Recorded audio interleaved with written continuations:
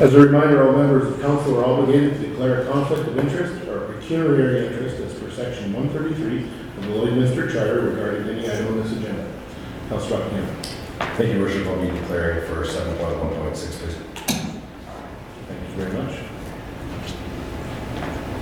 No others, so we'll move on to the item number 2, additions or deletions to the agenda.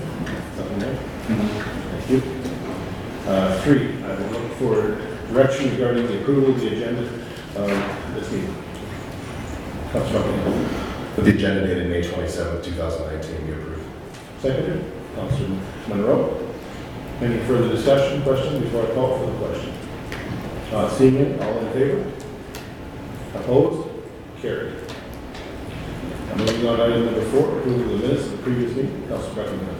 With the regular council minutes dated May 6, 2019, be approved. Seconded. Councilor Thorson. Any questions from the last 3 weeks' minutes? Not seeing any. All in favor? Opposed? Carried. Is there any business arising from those minutes that need to be discussed at this time? Not seeing any. Move to public presentations. City Clerk. Yes, Your Worship. We have a presentation from the Voice of Albertans with Disabilities, and presented today is Melanie Patterson, their Executive Director.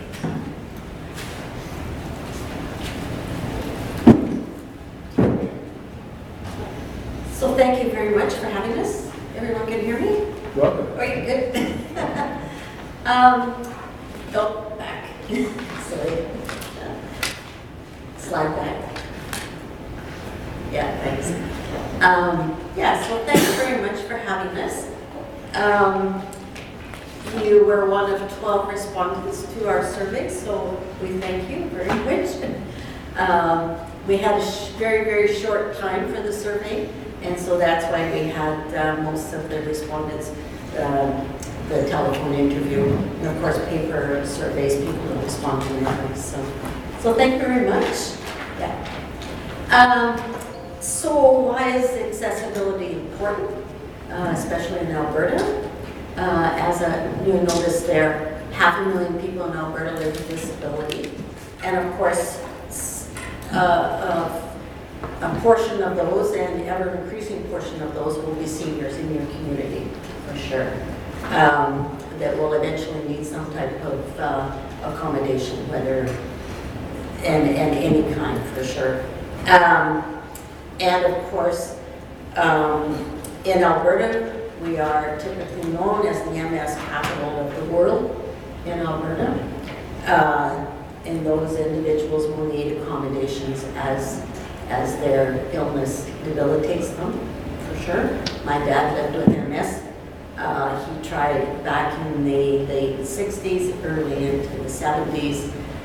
He lived in Barrhead. He would send my brothers in to any building to make sure that he could A, get into it, B, find the washroom and get into it. So, personal experience.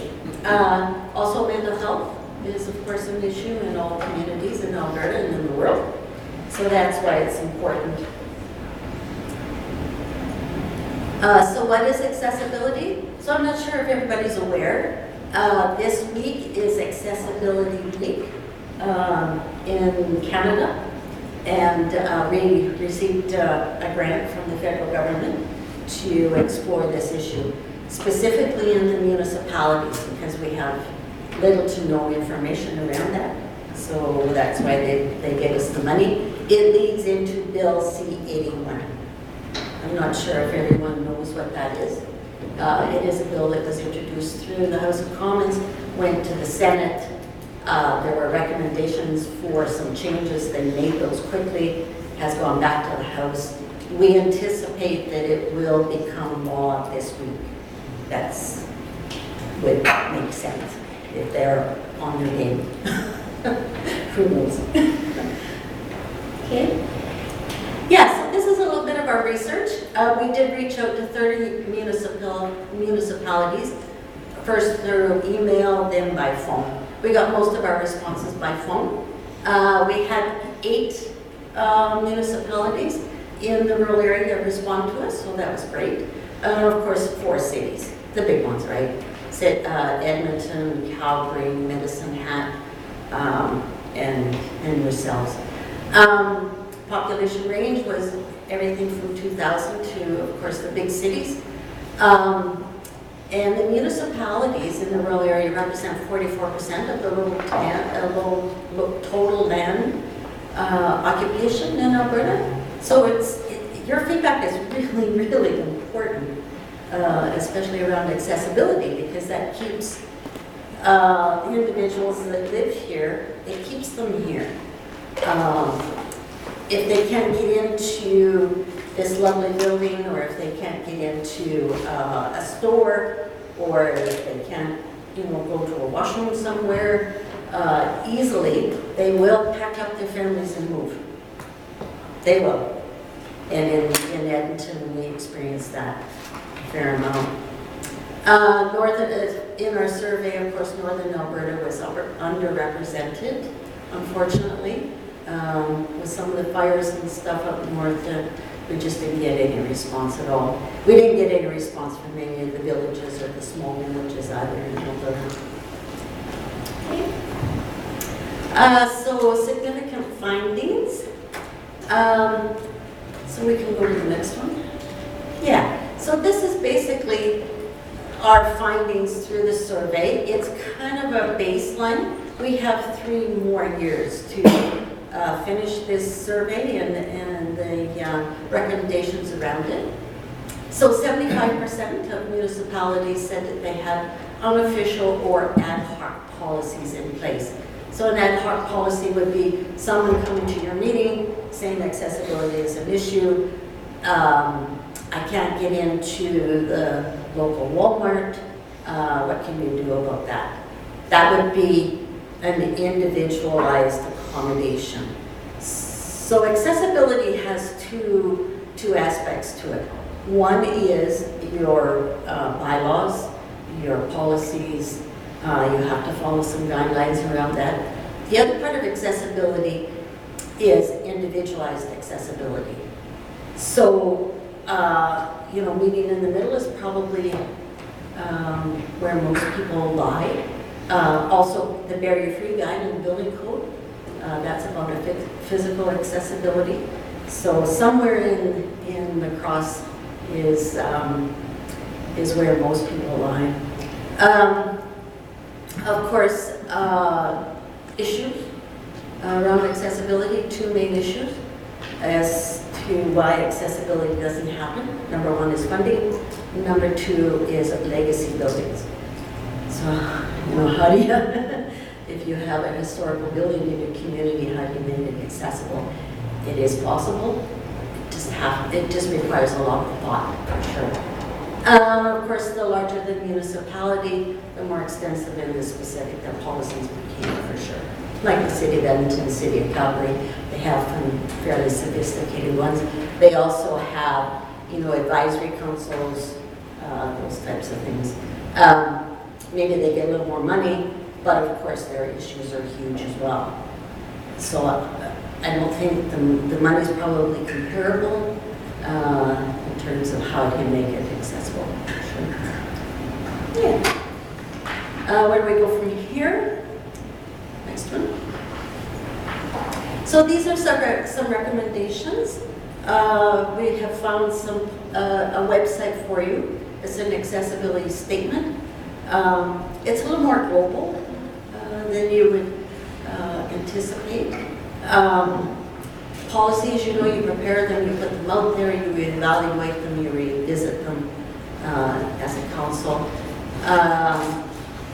Community advisory councils are always a good option. Plans, thinking about the future down the road. It's always easier to do it in the planning stage than it is after the fact. Always, for sure. Next one. Okay. Questions?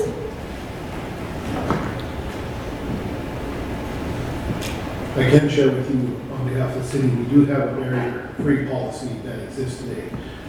may be aware of or may not be aware of, but certainly for the residents that are here in the chamber, listening to us and coming back to the council minutes, it's not perfect by any means. I think our council will be the first to admit that, but Paul acts that. And you talked about funding being a huge issue. That's usually where do we find the money to do that. And second, we do have legacy buildings in our community, with some that are well served and some that aren't. And certainly, as we move forward with buildings and looking at improvements, that's always something that's at forefront, and we will continue to reach out to the levels of government above us that seem to have more access to the taxpayers' money than they grant to the city.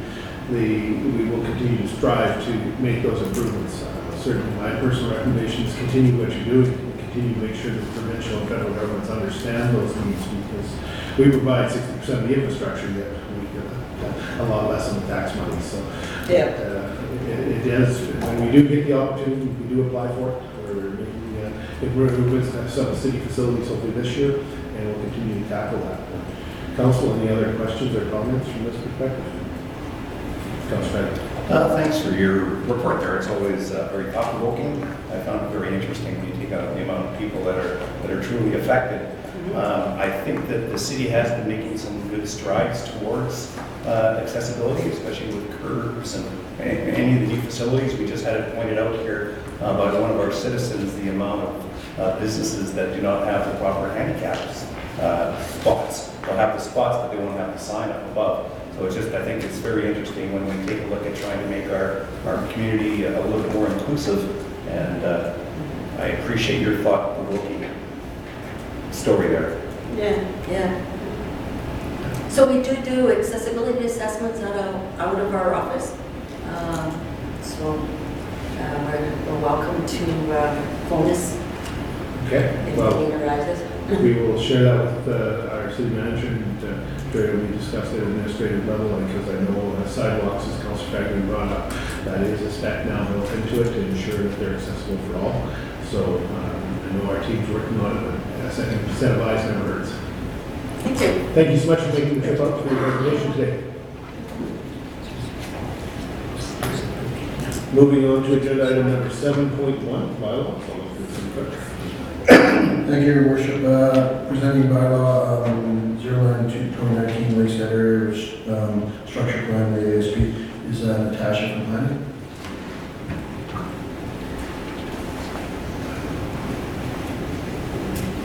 And Natasha will be with us for a while. Thank you, Your Worship and Council. Good afternoon, Natasha. We're here to ask that Council grant first reading to Bylaw 9, 2019, being a bylaw to approve the Lakeside Area Structure Plan in accordance with the provisions of the Municipal Government Act and the Municipal Development Plan. Prior to Council considering zoning and subdivision in newly developing areas, a bylaw of an area structure plan must be approved. The ASP in its entirety is attached for your review. However, in general forms, the information included pertains to a vision and design concept, land use, transportation, servicing, and the implementation of the document. Two unique features that have been added to the Lakeside neighborhood include an urban village and a distinct means of traffic calming to reduce the speed throughout the neighborhood. The concept of an urban village is new to Lloydminster, and it's supported by the MDP in section 9.3. The purpose of this style of development is to promote a mixed-use commercial development within new neighborhoods with the intention of establishing complete communities which will reduce the need for transportation through our neighborhoods. Administration has completed a review of the area structure plan for compliance with both provincial and municipal policies, as well as our engineering master plan. Through its review, it was noted that the proposed ASP has minor deviations from the Parkview Area Structure Plan bylaw and the Central Urban Expansion Area Structure Plan bylaw. Administration has worked closely with Land Division and the County of Vermilion River to obtain letters of support for the Lakeside Area Structure Plan. We have agreed to continue to work together and amend the necessary bylaws in the future. In accordance with legislation, administration has sent out referrals to internal departments, external agencies, and adjacent landowners. Any changes were made to this document as necessary through this review process. A public open house was held on Wednesday, May 15th, We had a great turnout from our residents with over 40 residents, business owners, and interested parties attending this event. We had some discussion with these individuals pertaining to transition of land use, traffic calming, and the pedestrian network. Planning and Engineering recommends that the Lakeside Area Structure Plan be approved by council as the necessary work has been completed to prove that the development is functional and that it will not pose any negative impact on adjacent lands. All future development within the Lakeside neighborhood will be required to comply with the Area Structure Plan once approved. If any deviations are proposed, an amendment will be required.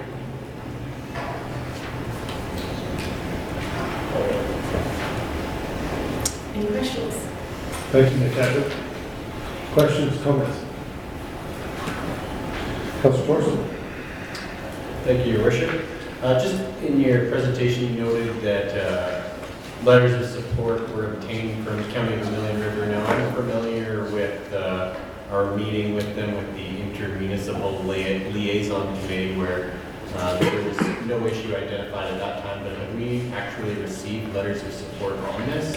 We have a letter from the county, both the county administration and the ILC committee. There was a motion from the ILC committee. The motion was March, I want to say, I don't have a date, but the motion acknowledges that there are areas of non-compliance and they support us going forward. Okay. Thank you. Any other questions or comments? Councilor Sajak? Were there any comments shared, Natasha, as a result of that first open house? There was no direct comments. I kind of alluded. We had a lot of dialogue with residents. The pedestrian network was a big. Future school sites was another big thing. This neighborhood does indicate a potential institutional chunk of lands. That is still to be determined in the future, whether it's wanted by a school board or another institutional use. And of course, traffic calming kind of seems to be a big issue within developing neighborhoods. Lakeside's a little bit different because we're trying to balance out an existing development and a new development. So it's kind of two different means of traffic calming there. Thank you. That was the question I had, Councilor, was there comments? Having 40 people there, I think that was great. And I was able to attend to other commitments out of the city, but certainly there was interest. People did have the opportunity to ask questions and seek clarification if they had concerns, so I appreciate that. Any other comments or questions? Councilor Baker? Thank you, Your Worship. Just a question. They talked about internal and external feedback. And then it said, we made the adjustments. What did you have to adjust? Thank you, Councilor Baker. At this point, there was actual just minor adjustments from a first draft. Didn't really affect anything? There was really no major amendments that were made to the draft Is the developer document. aware of this? Yes. Okay, that's good enough, yeah. The document was prepared by the developer and his consultants, and then as kind of three agencies, the city, the developer, and his consultant, we've been working through the document to prepare a final document. Oh, great, thank you. Any other questions? Not seeing any, I'll look for council's direction on 7.1.1. Councilor McIntyre. The council grant first reading of bylaw 09-2019, being bylaw to approve the Lakeside Area Structure Plan, and the council establish a public hearing to be held at City Hall Council Chambers during the regular council meeting on June 24th, 2019 at 2 p.m. Seconder, Councilor Baker. Any further questions before I call for the final question? Not seeing any, all in favor? Opposed? Carried. Moving on to 7.1.2. Back to Natasha. So we're here to ask council to grant first reading to bylaw 10, 2019, a bylaw to amend map number 2, future land use concept of the municipal development plan. In conjunction with the area structure plan, the developer, Musgrave Developments Limited, submitted an application to amend this map. This map will facilitate future development of the neighborhood. The land uses that are proposed to change in this amendment are for the entire quarter section and are simply general land uses. Following GPC on May 13th, 2019, referrals were distributed in accordance with legislation and no objections were received specific to this application. Through amending the land uses within the MDP, administration will be able to further ensure that the future development complies with the approved area structure plan and the overall intent of the area structure plan and the City of Lloydminster's municipal development plan. Prior to site-specific development occurring, the appropriate land use district from Land Use Bylaw 5, 2016 will be required to be applied to the lands. Lastly, where the area structure plan provides the possibility for more than one land use, for example, medium-density residential and institutional, amendments to the MDP are to align with the highest intensity of use, therefore future amendments may be required in the future. Questions or comments? So Natasha, if I can sum this up as I see it, it was the last area structure plan called it all future residential, the term used, I believe. Yeah. Right? So this is now defining, if I could use the term, at 10,000 foot level, saying that we're just going to have residences. Now we're drilling down, and this is where there's a change and being more substantial to what they're planning. We're starting, thank you, Your Worship. We're starting, but at this point, we still just say residential, commercial. There's not necessarily a distinction between high, medium, and low. Absolutely. So it is just the high level. As we begin to amend the land use bylaw, we'll put a framework for site-specific development to occur. Okay, so from 10,000, we're down to about 1,000 foot. Yeah, Gotcha. We're correct. at ground level yet. Understand. Learning this as we go, this is as we go through this process. Any other councilors have any questions? I was going to say, I think perhaps I've seen it on another map, but I mean, the continuance of the trails, I think MC has been a commitment as part of this developer. And I think in one of the drawings somewhere, there's a picture of that path, but I mean, I don't see it on this particular drawing, perhaps, and I can't remember which one I saw it on, but I know what's in there and mentioned in the verbiage in the front of the presentation as well, so I'm glad to see that. Councilor Diachuk, yes, the area structure plan refers to some of the higher level, the trail networks, what some of the cross sections were, and then this is just his further level commitment to construction. Councilor Thorson. Thank you, Your Worship. And just to be clear, it's on a different amendment that's necessary where you get down to kind of the nitty gritty of what kind of level of density for the individual residential areas, let's say. So right now, we're just calling it generally residential, but it may be high density residential or medium density or, you know, R2 or whatever, single dwelling units. But we're not necessarily doing it at this time because we're not in the subdivision phase. So everything else we're going to go through, like on the commercial lots, you may be in subdivision phase if all those things go through, but not necessarily on the residential side because we're not in subdivision phase right now. Correct, Councilor Morrison. So the MDP is just a general, very general land use. You then kind of have to bounce back to the area structure plan because the area structure plan will give a little bit further direction, but then the final stage will be subdivision and amendment to the land use bylaw, and the amendment to the land use bylaw must conform with the MDP amendment and the area structure plan, and then through the amendment to the land use bylaw, we will say this is R1, this is R2, and at that point, a density, a setback, development regulations, and use regulations will be applied to the land. Okay, perfect. Thank you. Any further questions or comments? I'll look to council for direction at 7.1.2. So Buckingham. The council granted first reading of bylaw 10-2019, being a bylaw to amend approximately 55.85 hectares or 138 acres of Lot 3, Block F, Plan 1622841, within the southwest quarter section 2649-1 west of the 4th meridian and southwest 2649-1 west of the 4th meridian from future residential to residential, commercial, parks, trails, and open space and institutional. In addition, the council established a public hearing to be held at City Hall Council Chambers during the regular council meeting on June 24, 2019 at 2 p.m. Thank you, Councilor. Second, Councilor Monroe. Any further questions or comments before I call for the final questions? Not seeing any, all in favor? Opposed? Carried. Moving on to 7.1.3, City Clerk, back to Natasha.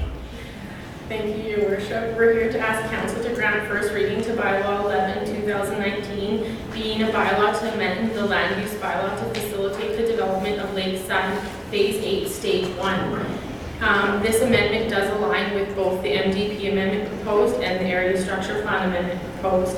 In order to continue to facilitate the development of Lakeside Phase 8 Stage 1, this amendment must be approved by council. The application is to apply the district, sorry, I lost my spot. Once the C4 district is applied to those subject lands, development can occur within the regulations of the land use bylaw applicable to the C4 district.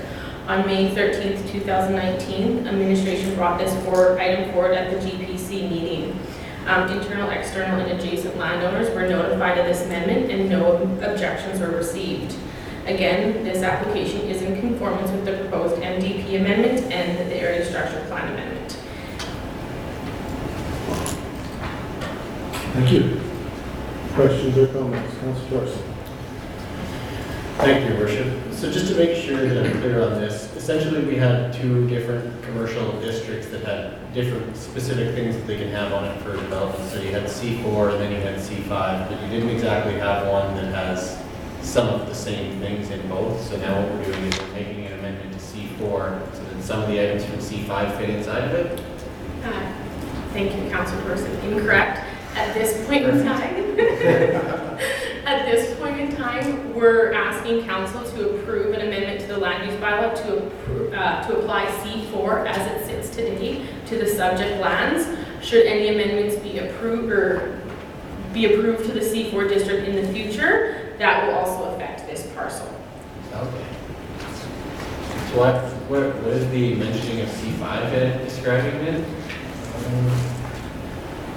I think you might have jumped. You're one shot, you're one, Oh. you're one.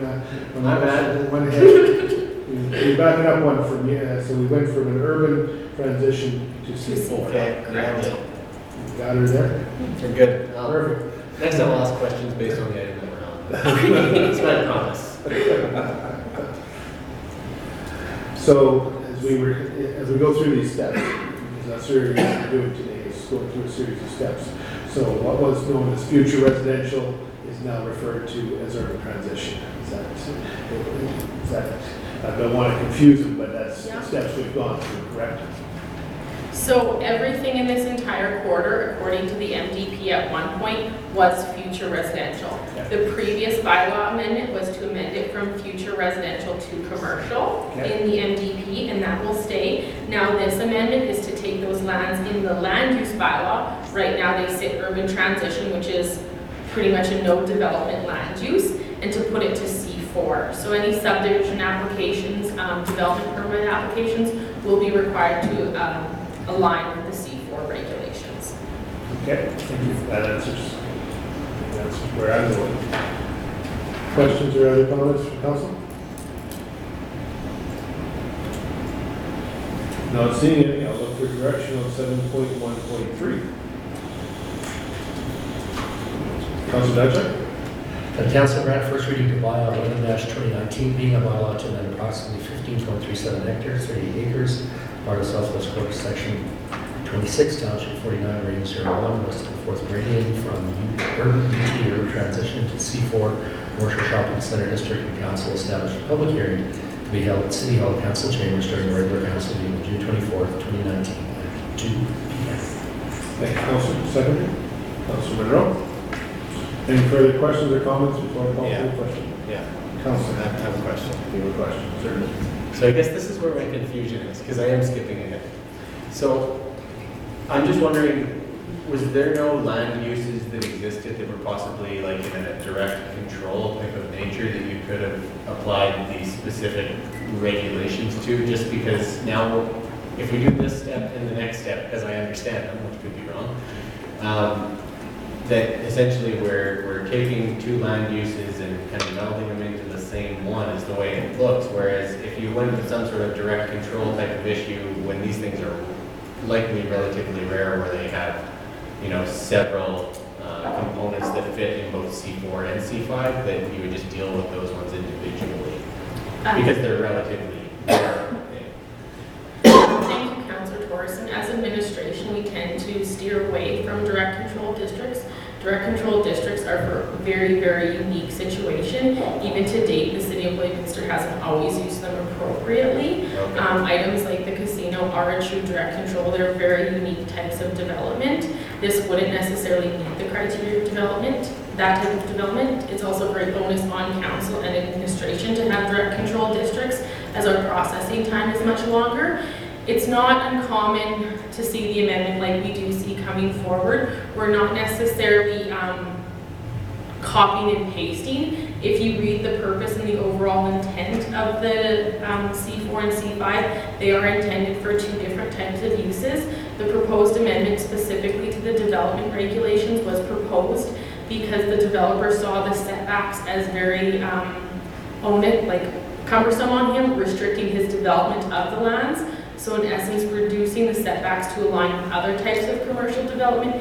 He just thought it was an equality level through all types of commercial development. Okay.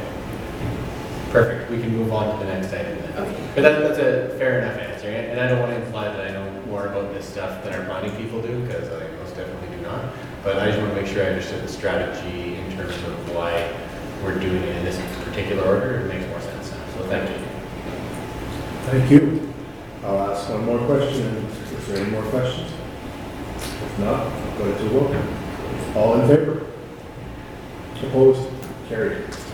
Thank you for that explanation, Natasha. Now back to 7.4.1. Clerk, back to Natasha. We're here to ask council to grant first reading to bylaw 12/2009. It's a text amendment to the C4 district within land use bylaw 5/2016. Musgrave Developments Limited has applied to add warehouse sales, automotive and equipment repair shops, and automotive and minor recreational vehicle sales and rentals as a discretionary use in the C4 district. As well, that they have applied to align the section 7.4.3 development regulations with the development regulations in the C5 district. These amendments will apply to all C4 lands throughout the city. Currently, at this time as it sits today, there are no lands districted as C4. By amending section 7.4.3 development regulations of the C4 district, the landowner will have the ability to increase development on the site through the reduction of setbacks without compromising parking or landscaping requirements. Administration sent out internal, external, and adjacent landowner referrals. No objections were received specific to this application. Thank you, Natasha. Councilor Torson.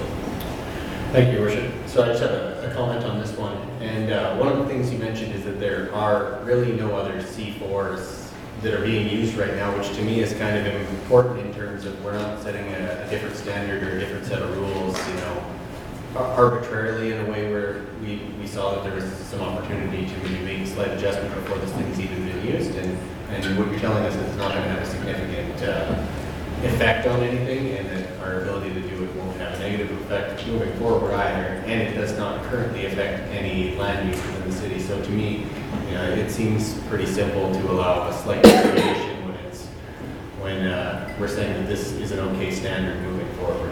Correct. If there were any lands as C4, they would be grandfathered in as they would sit today unless new development would occur, then they would be required to conform to the new regulations. But since there are no C4 lands, that's not applicable in this situation. And again, we're not changing any of the parking or the landscaping setback or requirements.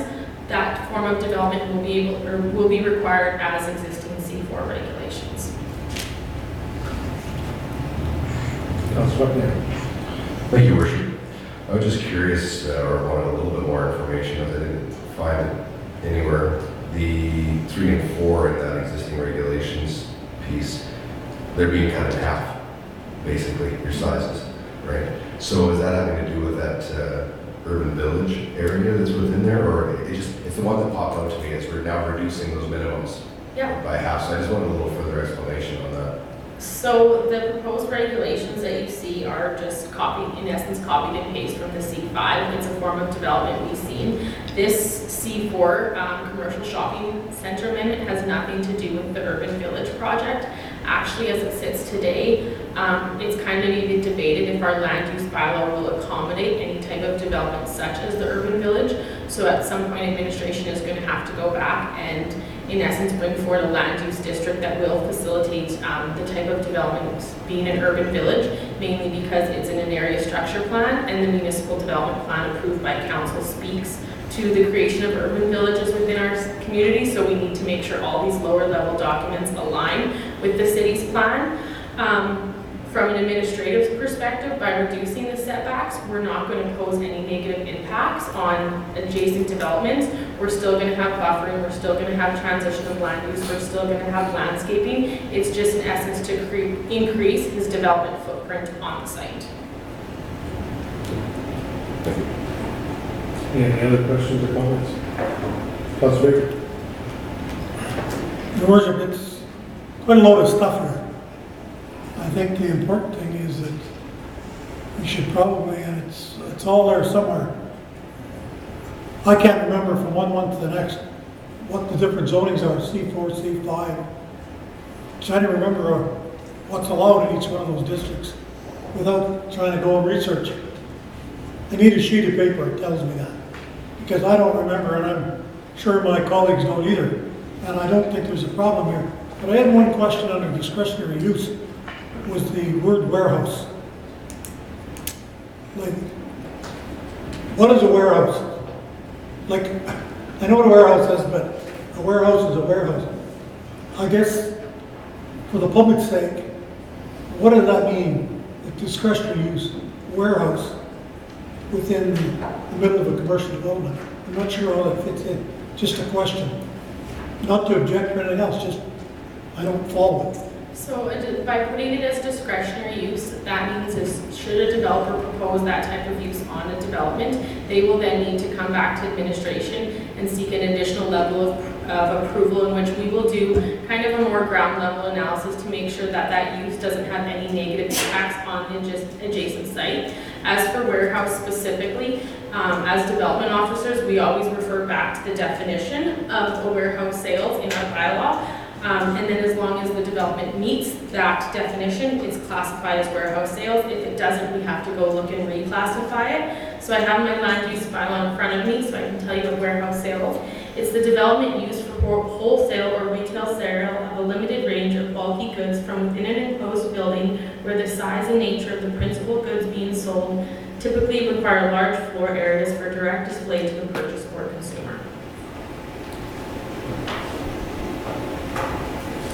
So if a DP would come in asking for warehouse sales, first we'd go back to that definition to say, okay, you do need warehouse sales, maybe they're just simply retail sales, and then we would do that ground level analysis to ensure that that use does not pose any negative impacts on the site or adjacent lands, and then they would eventually be granted a discretionary use approval.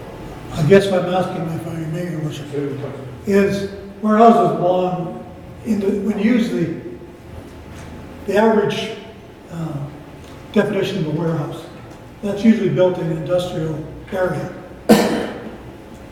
You don't find them in commercial with apartment blocks and everything else around them. That's why I'm asking, because I don't know my colleagues had that thought, but there are businesses, they're really retail outlets, but they call them warehouses, and I get mixed up when I try to mix the two. Warehouse sales comes down to where it says a bulk good, so a larger product. Generally, an example, a water bottle would be classified as retail sales, but if you're selling large, massive jugs of water, we do have water distributors in town. They are classified as warehouse sales because it's based on the quantity of the item they are selling. I think the Brick uses warehouse in some of their advertising. I Potentially. just want to make sure that the public understands, so they're not saying, well, what are you doing building warehouses in the middle end? And I'm sure the developer won't do it. Yeah, and if it were an industrial warehouse, he would come to us. First, an industrial warehouse would not meet the classifications of a commercial warehouse, but that would also be on us. Through the DP, we can ask the developer to provide us more information, and if in the opinion of the development officer, he does not meet the intent of the land use bylaw, and the visual appeal, the traffic appeal of that use is going to pose negative impacts on the site, we can deny the discretionary use. Okay, so industrial and commercial warehouse. is what you're saying? We don't necessarily have industrial and commercial warehouse definitions, but these lands are intended to be commercial, so we would not be allowing to Okay, cross the Sure, line into but- industrial sites. just want the public to be aware of that. Maybe nobody else will pick it up, maybe they're not interested or care, but I do, just to be sure that the public knows. Thanks. Councilor Thorson. Thank you, Your Worship. Just to be clear on this, and this may be something that's been changed in the not so distant past, but we're adding this to be discretionary use, which means generally speaking, if someone was going to use this, it would return to council if it's discretionary use. Because normally the planners, if it's permitted use, then there's an ability to simply make the call at the planning level, and then discretionary use generally comes to council for approval. We're currently having a little bit of an interpretation error on our bylaw, and Doug might be able to help me with this. Discretionary uses in direct controls will always come back to council, Right. but it's debated at discretionary use. Because when council approves a discretionary use, they're saying, we think this is okay, but we want administration to take the step further. So it's been debated whether a discretionary use in a general district comes back to council or not, and I know that's a logistic we've been working out. Sounds, so the answer is not super clear at the moment, but we're going to get that hammered out. That's a very clear way to put it. Sounds fine. That just was my interpretation of it, but mind you, I thought at some point we had some type of internal kind of... At some point, you're Yeah, correct. in the not so distant past. They were coming to council, but then it was questioned to us as administration. Since it's a general district regulation, does it indeed need to come back to council? So that's kind of the one we're saying. So in essence, when we ask you to put it as direct control, we're asking you to say, we think this is okay, but we really want administration to have that ability of a second look to determine if that use is okay on that piece of land. Okay, thank you. Any further questions or comments? Not seeing any, I'll look for direction from council on 7.1.4. Councilor Buckingham. The council grant first reading of bylaw 12-2019, reading bylaw to amend the text of land use bylaw 5-2016 within the C4 commercial shopping center district, and the council established a public hearing to be held in City Hall council chambers during the regular council meeting on June 24th, 2019 at 2 p.m. Thank you, Council. Seconder, Councilor Baker. Any further questions or comments? Not seeing any, I'll call for the question. All in favor? Opposed? Carried. 7.1.5, clerk, through to Natasha. Thank you, Your Worship. We're here to ask council to grant first reading to bylaw 8, 2019, being a bylaw to amend the text of land use bylaw 5, 2016 under section 4.15.4, parking spaces and drive aisle dimensions. In 2016, the length of parking stalls was increased from 5.5 meters to 6.4 meters. Administration and developers find it challenging to accommodate this length increase on larger scale projects without posing negative impacts to the overall projects. With these new challenges, administration began to look for new ways to accommodate these large-scale developments and the parking required within them without posing impacts on these sites and adjacent areas. Through this proposed amendment, the development officer will be able to reduce the length of 100% of the required stalls to a minimum of 5.4 meters, as long as the developer provides sufficient justification that the reduction in the parking stall length will not pose a negative impact to the site. We are not proposing to change anything associated to drive aisles at this time. As outlined in section 4.15 of the land use bylaw, all development shall comply with the provisions of the bylaw related to parking and loading. No other sections are proposed to change at this time. Administration distributed referrals pertaining to this amendment to internal departments, external agencies, and residents of Lloydminster by advertising in the paper. 2 responses were received. No concerns were identified. Thank you, Natasha. Questions, comments? Councilor Buckingham. Thank you, Worship. Just to kind of hit around this a little clearer, can you give me some examples of why we're looking at this today? There is no specific application in our hand at this time, but we do look at, we just face some challenges with other parking requirements on larger scale developments. But in a short form, if you look at a large scale development and you have 500 parking stalls, the increase of 5.5 to 6.4 that happened last year, we added almost an extra meter onto every stall length. So if you have 15 rows of stalls, that's 15 extra meters of stall length that must be provided. And between administration and developers, we were finding it challenging on small scale developments and large scale developments, also for them to have sufficient land to provide that extra 15 meters. So at this point, the stance we have is we're not ready to amend it on small scales. We don't have quite enough justification, but on large scale development, if the developer is willing to provide us information from a transportation expert saying this will have no negative impacts, we're willing to accept that and give them the flexibility accordingly. Thank you. That's pretty much the answer I was hoping you'd give, just because to me that would make it appear that administration is looking to make the city easier to deal with and that we're open for business for these types of things. Yes. And I think it's a proactive, proper approach to doing things. So without negatively affecting anything else, we're trying to be proactive and make it easier for developers to consider these types of things, taking away one more roadblock from some issue. Correct, Councillor Buckingham. And in essence, since we're not at the point of administration to have a comprehensive review of our land use bylaw, we are working through it, but we're not there yet. We're putting the onus back on the developer to prove to us that it will be okay. Good. Thank you. Councillor Rowe?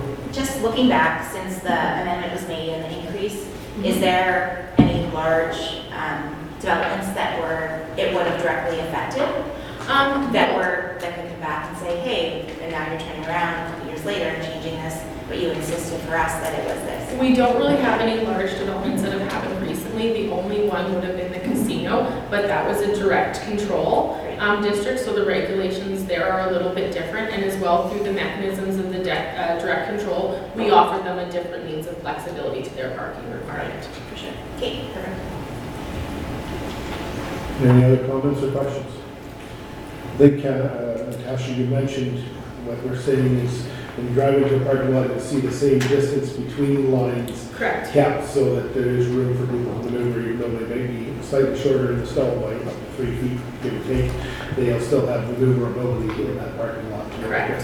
The fellow drivers and much courtesy being extended as people make their way in and out of parking lots. So, all right. Any other questions? Not seeing any. I'll look for direction from council on 7.1.5. Councilor Beckman.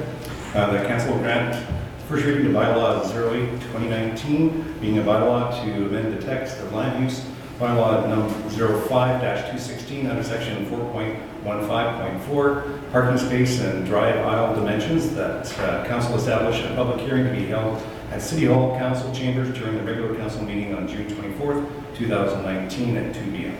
Thank you, Councilor. Seconder. Councilor Tajak. Any further questions or comments? Councilor Beckman. Your Worship, thank you very much. The width is staying the same, which is great. As you spoke about the width, it reminded me of the depth. And with these half tons, these long box half tons, how is it going to affect the backing out? Or is that like, or do you have a reserved section for long box half tons? Because right now, some of them are tight. Yeah. People are trying to back half tons out of those. Some of those parking stalls are tight now. And if you have a long box half ton, and there's lots of them, I just wonder how they're going to get it out without banging into your vehicle. Thank you, Your Worship. Thank you, Councillor Baker. So the width of the stall is not changing. The width of the drive aisle is not changing. It's simply the painted markings Just a line. of the length. So the drive aisle, which in essence drivers use to back out of stalls, will remain the same dimension. So why shorten the line if the whole driving stall is the same width? To shorten the line, so in essence, we're allowing developers to go back to the regulation we had in 2016, which is shortening the lane by almost 1 meter. We're just saying if you have 15 rows of stalls, 1 meter on every row of stalls is 15 meters. So we're just allowing them to almost shorten the footprint they will have on an overall site and require less lands to develop their store, and their parking requirement. So if I can add this, Councilor Baker, up till 2016, it was what we're proposing. Then administration brought forward, we increased the length, and now we're asking to go back to where we were originally back in 2016. So we're going back to where we were in time for a change. I see a lot of near misses. Yeah, I I can know. also say we have as administration, we've looked at Fort McMurray, Calgary, Cold Lake, a lot of municipalities that target large-scale vehicles like BC and Lloyd, and nobody has anything of a stall length. 5.56 meters is the absolute maximum we've seen. So the city of Lloydminster being at 6.4, we already far exceed any other requirement. I know the half tons are a problem, so I know they are. anyway, we'll make you responsible if nothing. I'm okay, I just, Yeah, no, I appreciate that, Councilor, and I think that the challenge is that there's. this is half-ton country. Yeah, it is half-ton country, but I believe if you look, and I'll use the mall as an example, is the previous, and it works. It takes a little bit of navigating occasionally, but most of our shopping centers have been built pre-2016 to the old specs, and people do make it work.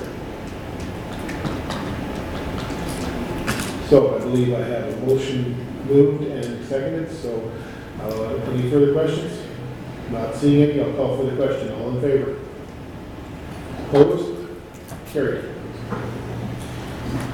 All right, 7.1.6, Councilor Barnham.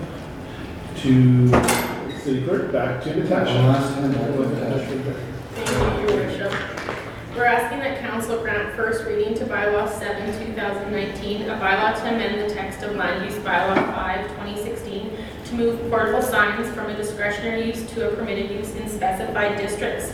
Seeing as the intent of portable signs and the timeframe required for a decision to be made, moving portable signs from a discretionary use to a permitted use will provide the applicant and administration a more streamlined process. During the May 13th, 2019 GPC meeting, the administration advised that based on a review of portable signs and a recent change to the advertising, that the processing time for applications can be reduced from 6 to 8 weeks to 3 to 4 weeks through this amendment. As outlined in section 4.20.20 of the land use bylaw, portable signs will still be required to comply with the remainder of the provisions of the temporary signs. This section of the bylaw is not proposed to change at this time. Following GPC, we also sent referrals out to internal departments, external agencies, and residents of the city of Lloydminster, advertising this amendment in the newspaper. No responses were received from internal departments and external agencies identifying concerns. One resident expressed concerns surrounding visual clutter based on the length of time that the signs are approved for, that they should no longer be classified as portable and temporary, yet they have become permanent structures within our community. To further allude to that, based on the provisions of our bylaw, portable signs are approved on a site for up to 365 days, and then they require a 31-day cooling off period for that location. Thank you, Natasha. Questions or comments? Councilor Baker. Thank you, Worship. This makes a lot of sense, and nothing's really changed, except we're still doing it. That's what hasn't changed. And it's a question of portable signs blocking intersections. You come up to stop signs and you look left and you can't see because of the signs. They're almost on the city sidewalk, especially in some of these core areas. And I know we have some kind of regulation about portable signs. They're supposed to be on your own property or in an improved off-site location as approved by the city. I believe it reads that way, or used to. But right now, I think we have a lot of these signs that are blocking intersections. I'm not saying a lot, but some. How are we going to deal with that? Because I know I get some complaints over those signs, and I personally run into it every day, because I live on the north side of the highway. And you got to pull out past the stop sign to see to the left. So what are we going to do about that if we approve this? If anything. Also included. So there is, Council, there is provisions within the Traffic Safety Act for view obstructions within an intersection. So if those were to create that, and I believe within the proposed amendments, there are areas that we wouldn't allow signage to be placed if they created a view obstruction. So we do have the opportunity, and if there is one that is created, the Traffic Safety Act gives us some greater authority. All you gotta do is have your bylaw officers look when they're driving around. They're there. Second part to that question. Public Works used to complain about them being in areas where we have a rural development type highway, for example, Highway 17 South, and they can't cut the grass because the signs are setting out in the ditches. So somebody's got to go there with a hand snipper if they get there a week later and cut the grass around the sign. And I wonder if they still allow signs in the ditches, or did we ever allow signs in the ditches? Because people have asked me, and I can't answer the question.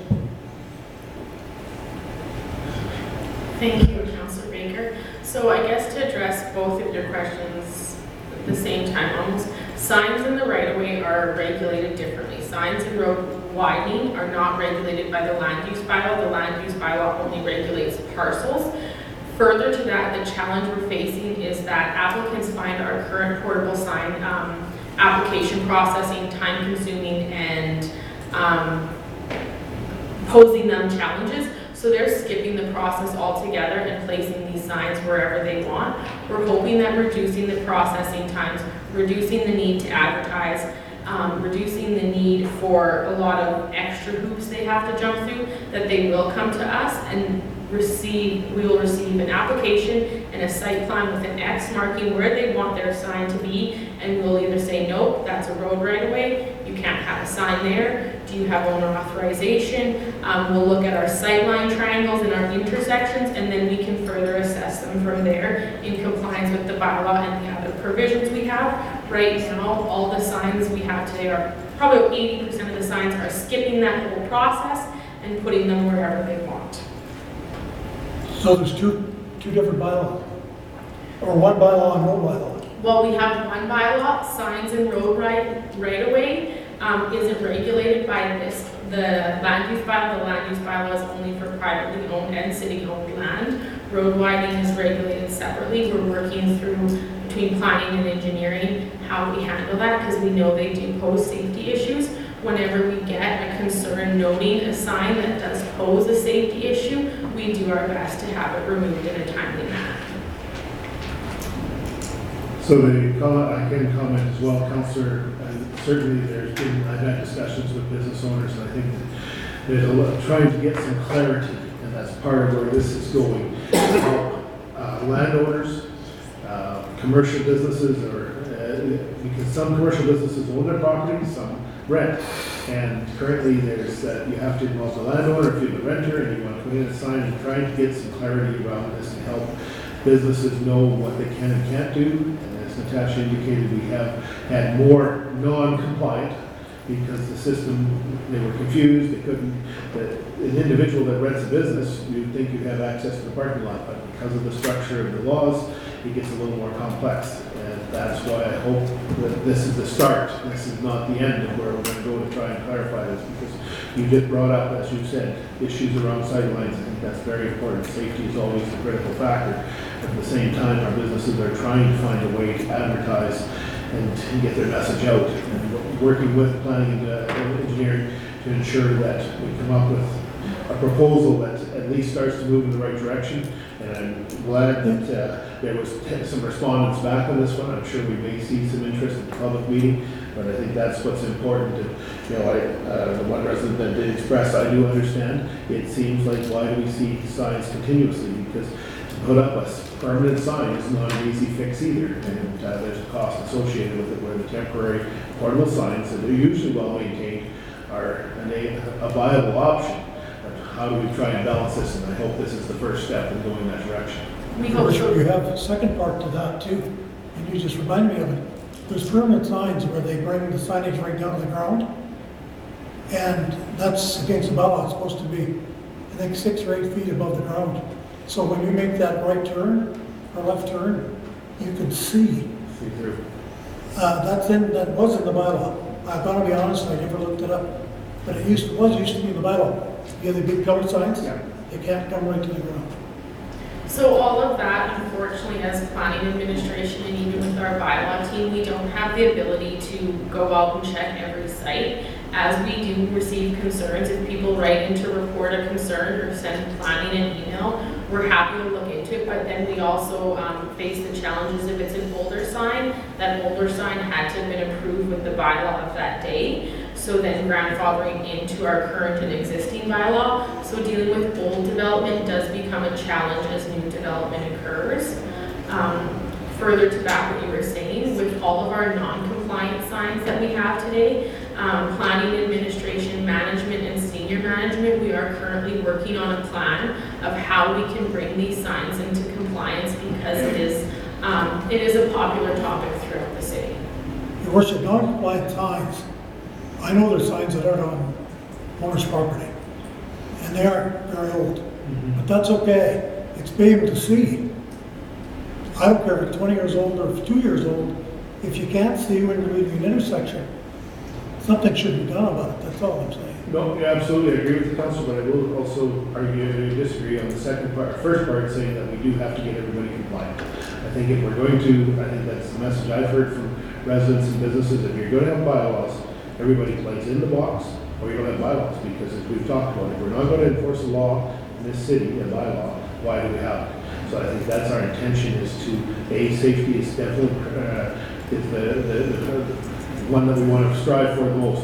Second, we want to ensure that we stay in the bylaws. Safety because, thing, yeah. to ensure that everybody's playing on the same level playing field. How we do it, I don't know. We're going to leave that to our folks in administration to help bring us forward some of these things. Councilor Thorson. Thank you, Your Worship. Yeah, so, listening to some of the comments and looking at what this bylaw effectively does, which is kind of remove red tape and burden, I hope it has the desired effect that on all signs, because it's confusing, you don't always know what you need to do, whether it's temporary, permanent. It should always be followed up with a visit to planning and to pay the appropriate fee, which now is potentially going to be a little bit lower because some of the advertising requirements are going down. You're going to have quicker turnaround time. So then by removing this red tape and this burden, ideally, all parties start going through planning to get the proper approval in place, and then we can help to start enforcing some of these bylaws and actually start following it. So in principle, and I totally agree with what we're intending to do here with the amendments to this bylaw to try and make it a little bit easier for people, because if there's fewer hoops to jump through, if it's a little less burdensome, there's likely more probability of compliance. More probability of compliance means it reduces some of the issues we've been talking about. So I think it's a great idea, and I'm happy to hear that we're moving forward with something like this and giving planning the opportunity to work through the process with different people who are looking to put up signs. And ideally it has the desired effect of overall better compliance because we've removed some of the hurdles. Thank you, Councilor Thorson.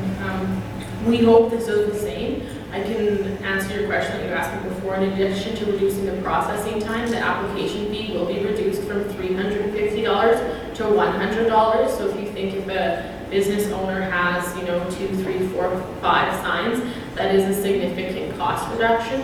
And we are hoping that this bylaw amendment will also open the doors of communication to businesses, landowners, and residents about portable signs to just come in and talk to us so that we don't find ourselves in this position again.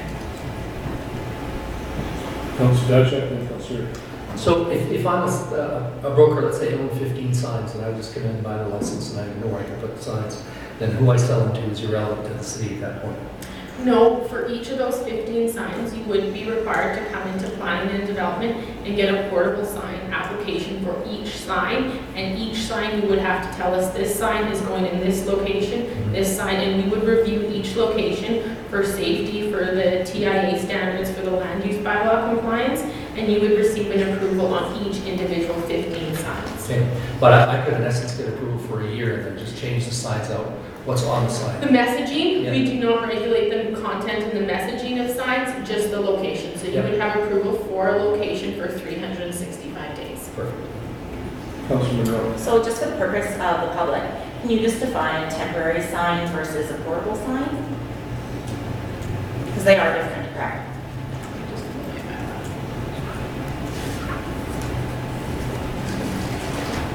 just so the public has an idea of what if they're, and not everybody.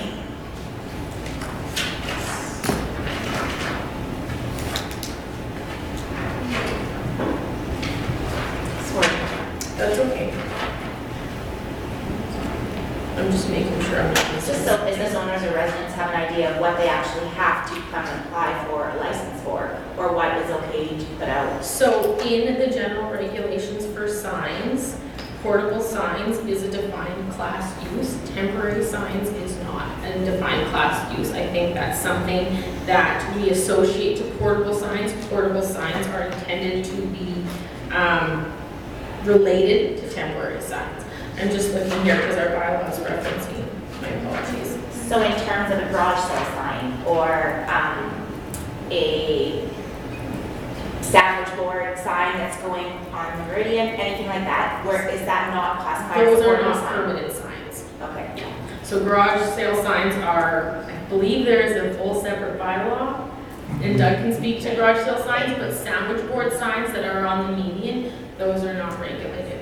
Those are not regulated. There's no regulations in the land use bylaw for sandwich boards. Just because there are organizations that put them out, right? So just so that they would know that they're, I mean, there's ones that are on the Meridian that are sandwich board for the farmer's market, for So- instance, just referring, and So, it's out there. As you look at A-board signs, all it says is we regulate the size, it can't be bigger than 1 meter. Unfortunately, this is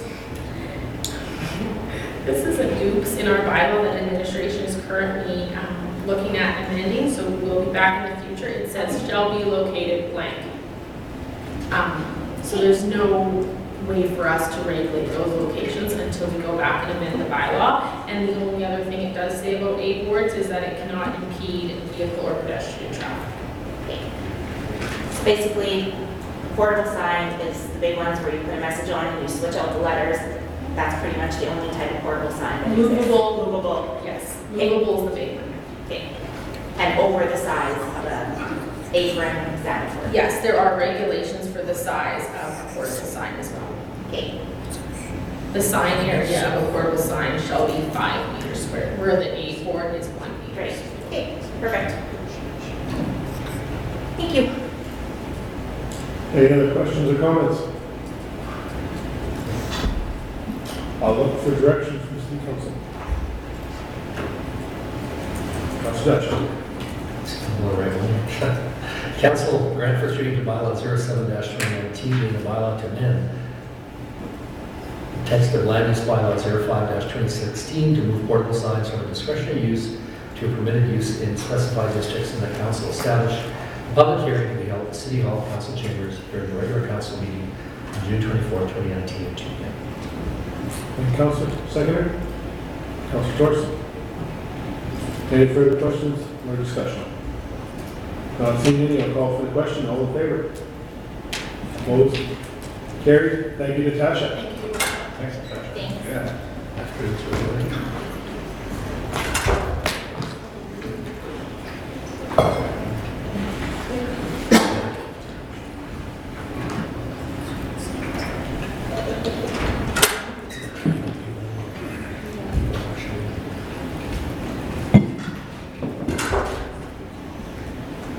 Moving on to 7.2, City Manager's Office.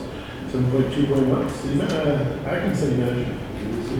Thank you, Your Worship. Before we move forward on item number 7.2.1, I just want to correct an oversight from administration. We refer to the village of Blackfoot. It should be Hamlet, and that has some legislative impact because the village of a village into a hamlet would determine the type of governance it had. And a hamlet clearly falls under the county in this case because of their governance model. So I just wanted to clear that up as we go through. So as I go through and where you see village, I'm going to substitute it a hamlet, just so that we're referring to it properly. My apologies. Thank you for the clarification.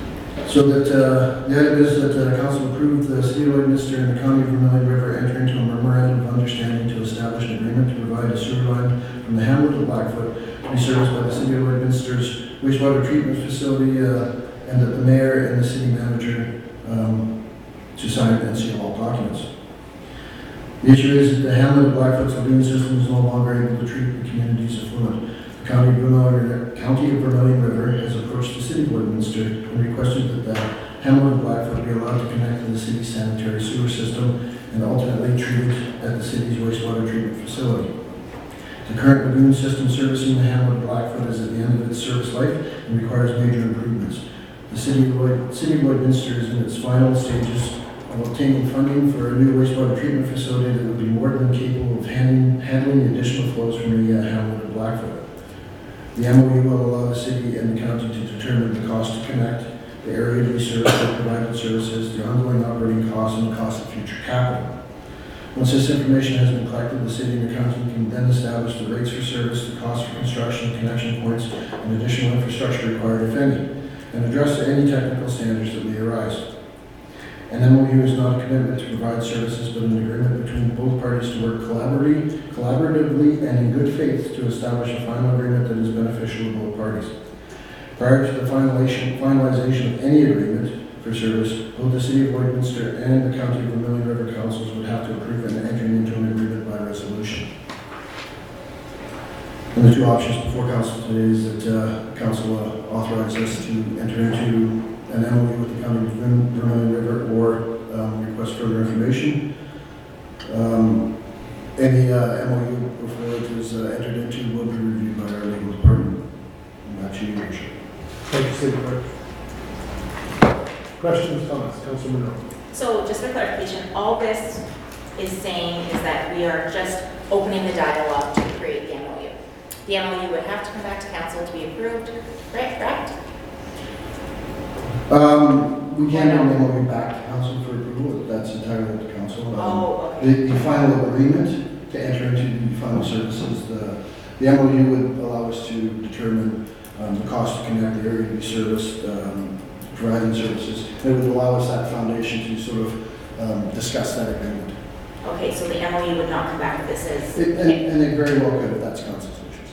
Okay. Councilor Buckingham, around your end. Thank you, Your Worship. You know, it's a good thing as we continue to try and finalize funding for this potentially new wastewater treatment facility we have. There are a couple things that an MOU going into this kind of brought to my mind. First of all these government agencies that we're dealing with, like regionalization, having something like this as an ongoing conversation, I don't think can hurt the negotiations we're trying to get funding now.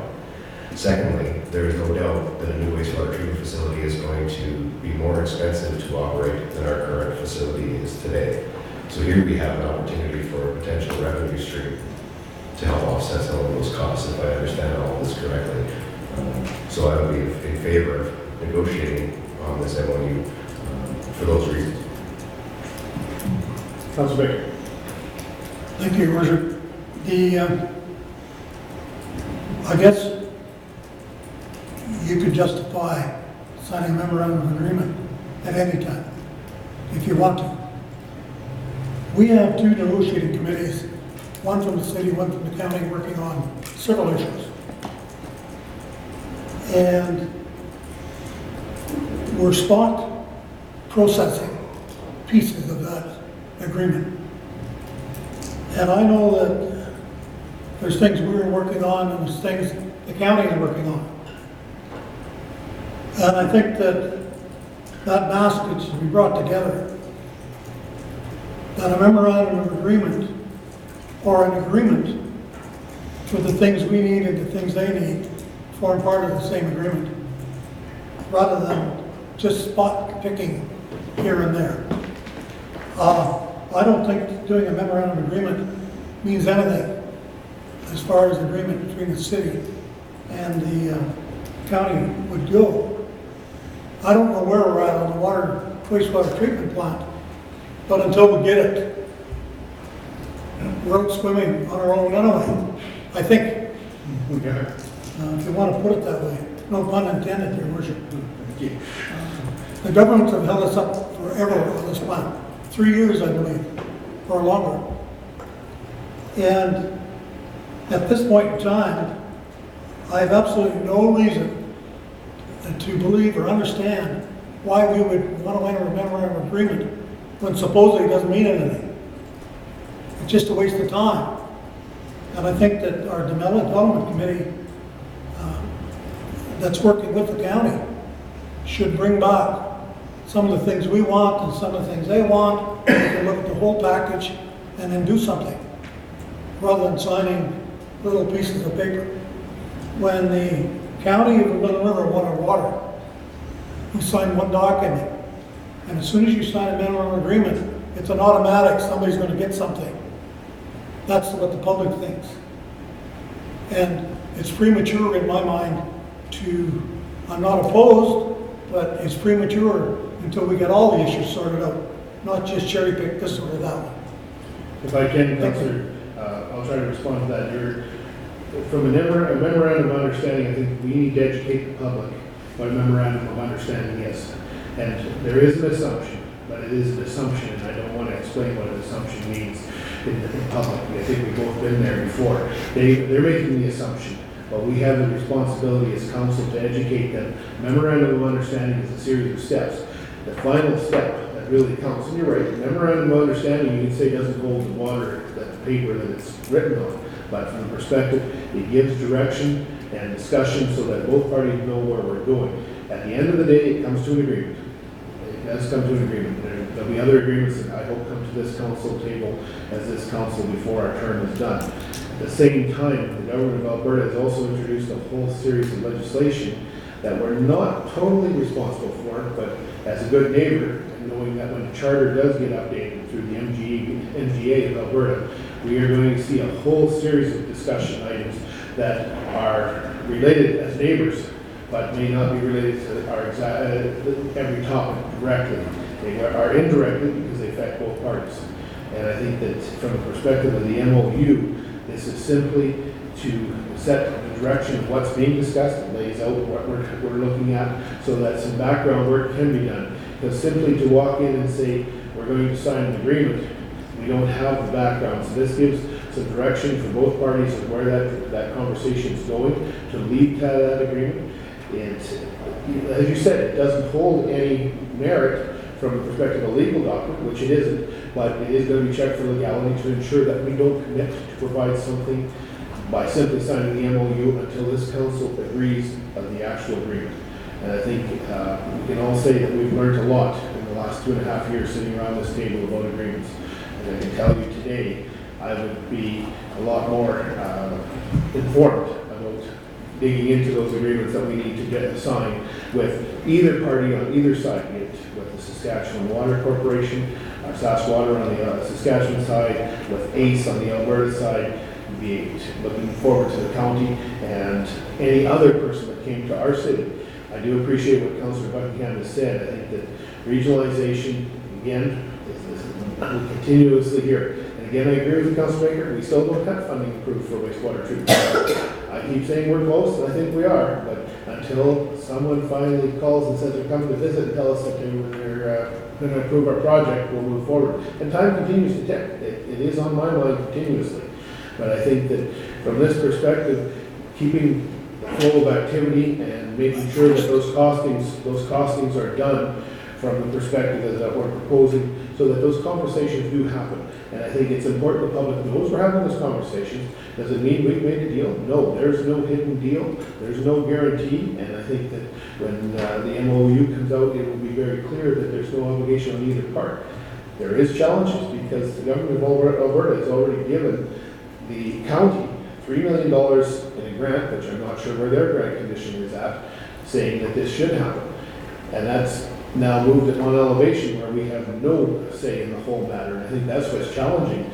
Government of Saskatchewan has given the SaskWater Corporation a grant, and this council has not approved that water line. So until it comes to this council, we feel comfortable enough with the deal. They might have grant money, but we do hold the final say at the end of the day at this chamber with 7 votes. And I think that's the important message that I want to go back to taxpayers with, saying we haven't given anything away and we haven't sold the farm yet until we see what we're getting and ensuring that there is something for the city. Because the last thing I want to do as the mayor is take someone's sewer that we're not in line with the governments and the regulatory bodies, because that has to be done as well. That's the final step in this whole thing is if Sask Environment, because the water will travel to the Saskatchewan side. If Saskatchewan environment does not permit this, there's no deal. So there's a series of steps that have to go through, so there's no one's being done. This is just helping move the steps along. I would like our team to make sure they do the research so that when we get to an agreement stage, we can say checklist. I think you're familiar with the checklist. Before the job is complete, let's know where we're at. Then if we get approval all the way through, and this council approves it, then we can move to the final step. Thank you, Your Worship. I understand what you're saying, and I don't disagree with you on some of those steps. But you're saying the memorandum of agreement is one step. Yeah. They ask you the question, the things that we want, are they going to be in the same MOU? Why isn't that part of the first step for the city? So I think that from the No, challenge we've got. just a straight Yeah. answer. Why isn't that part of the agreement what the city needs? Because I can tell you that someone greater than the city or the county has a final say on some of the discussions with the county that we're in right now. Does it matter? It does. Because Well, eventually it does. yeah, it does. But I think where you want to go, Councillor, is we're trying to, and it is bundled, but it isn't bundled. And that's the challenge.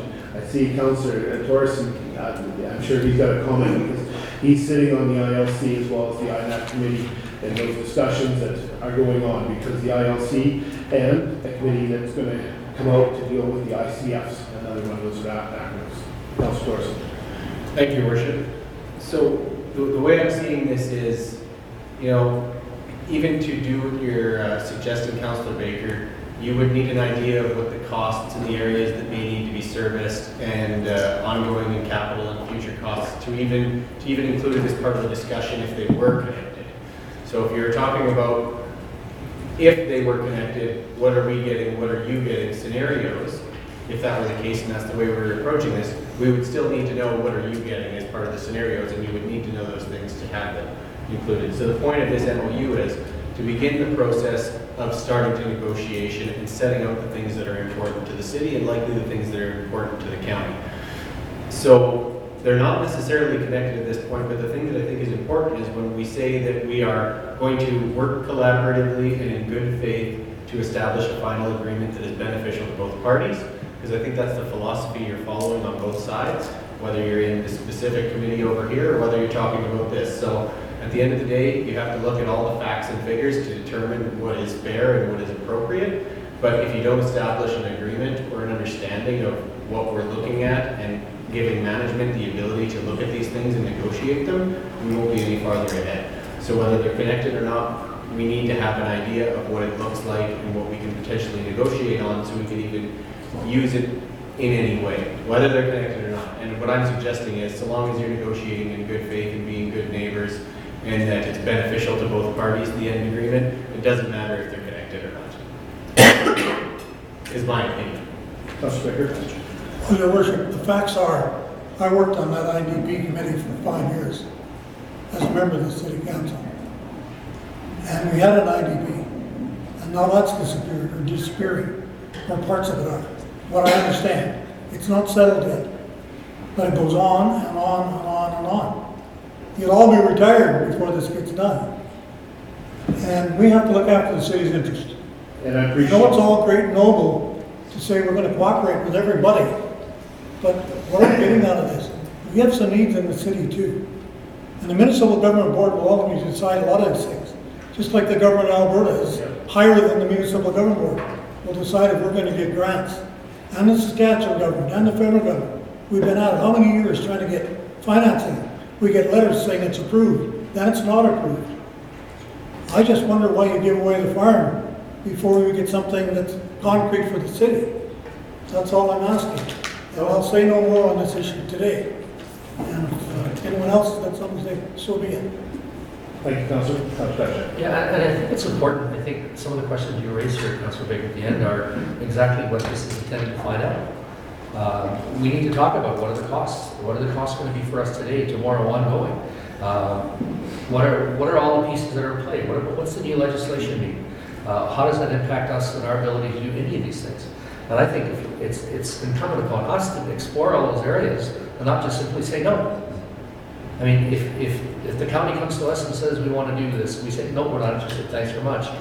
On what basis would we say no? And so I think part of this is simply to say, we're going to sit down, we're going to talk about all the pieces that are on there, and it in no way implies at the end of the day that there will actually be a deal, other than it's a memorandum of understanding to say, we agree to talk, and we're going to start by talking about these 4 pieces here. Other pieces may come into play that are outside of this, i.e. legislation, no approval for a wastewater treatment plant, and it really, the discussions could say, be done within two hours, because it may not proceed, and we're done. But this is just a memorandum of understanding, it's not a memorandum of agreement. All we're saying is we agree to talk, and we're going to look at these areas as a basis upon which we're going to explore this concept you want to have happen. The other part I think is important is to make sure that we see this as, if it was to all be done as a whole, as part of the whole package, I think it would take forever to do, and that's part of the challenge. Do all these pieces fit together when you're looking at annexation and all the other stuff? Yes, they do, because I think in the end, one piece will influence the other. But if we were to say, well, we're going to stop this part over here now, we're going to go over here and negotiate this piece, and oh, there's another piece over here, I honestly think, as you're saying, we'd all be retired and gone, would be 3 more generations of people trying to sort through it. But I think it's not impossible to say, we can work on this one area here while keeping in mind what's going on over here. Because we don't do anything independent of any other pieces that are in there. We don't do things independent of legislation. We don't do independent of things that are changing, and whether it's the Water Act and all the other pieces. And another example being even the changes in how landfills are being dealt with in Saskatchewan. There are all these pieces of legislation that are coming forward that are always going to change and create a nuance in how we deal with our neighbors, whether or not we continue to take some of their landfill, if they have any for us, whether we do a regional landfill. These are all pieces that are ongoing. But this is not an agreement. There's no agreement to say we're going to do anything other than to talk and explore. So I guess if there was a question of what we want to explain to the public, we're going to talk, as we would as a good neighbor, and we want to look at this through these lenses. In the end, it might be too expensive for both parties, and we'd say this is not viable, not going to happen. But the only way you find out is by looking at it and exploring and finding out what those true costs are. You don't say, I'm not going to buy a car until you find out what the cost of the car is. What are all the options? You don't do things sight unseen. This is part of that exploring to see what needs to be seen and what are the impacts that are going to be in there. It's nothing more than that. I said I wouldn't say anymore, Roger. I got a loaf of bread and you got a buck and you want it. Yeah, We go like this. absolutely. We're getting nothing out of this. Somebody's got an MOU, we don't even get an MOU. There's something wrong with that in my mind, from a business perspective. Just the latest copy of FCM magazine said, "Run it like a business," by George Cuff. You should read the article. Yeah, I did. And that's what you usually do. You have a 2-way contract. And where are we on this issue? And that's where we're going to go, Councillor, I believe. That's the intention, so. Well, we went through can the say that water. because we We need did to. all the checks, we went through the government, all that stuff. They had $1 million before we even approved it. They got money over here before we even approved it. Oh, No absolutely. pressure on the city. No pressure on the city at all. No, not at all. Absolutely, and I think at the end of the day, you're right. Where's our sewer and water money? Still waiting patiently. No, but it's always somebody else. Yeah, absolutely. We're the last one to be looked after. Yeah, well, that's what happens when you're half cousins on each I side could of the give you border. 50 more examples that you don't want to hear. No, and absolutely, Councillor, you've been through some of those battle scars. From the perspective, I think that our intention is that we want to make sure that we do it right from a business perspective, from that's our business case, because I don't think we could ask staff from the water treatment plant, what does it, can we drill down a cost today? That's where we need to. Doesn't matter. But at the end of the day, to get that business agreement you want, we do need those costs. It's a 2-way deal I'm talking about. I'm not talking about 6 months out. Yeah, no, absolutely. And there's a cost for service. There's a cost for service, and we'll be discussing that with the county and going forward with that perspective through the MOU and other discussions that are going on, so that they know, because. And as far as the other side of the story, municipal government will look at, or federal, provincial government looks after those issues anyway. Well. They'll ultimately tell us Absolutely, what we can do and do what what we we can't. can do, what we can't do. Absolutely. So, if we both agree on something, but we're only agreeing to do something, I don't see anything coming back. I don't see it. That's my problem. And I've watched it for 10 years or 15 years. So I don't know. Appreciate your concern, Councilor. I've been beat 6-1 before, Your Worship. Well, we'll put it to the test from that perspective. Any other questions or comments? Councilor Pike? Yeah, just on that whole regionalization side of things, I'm very much in favor.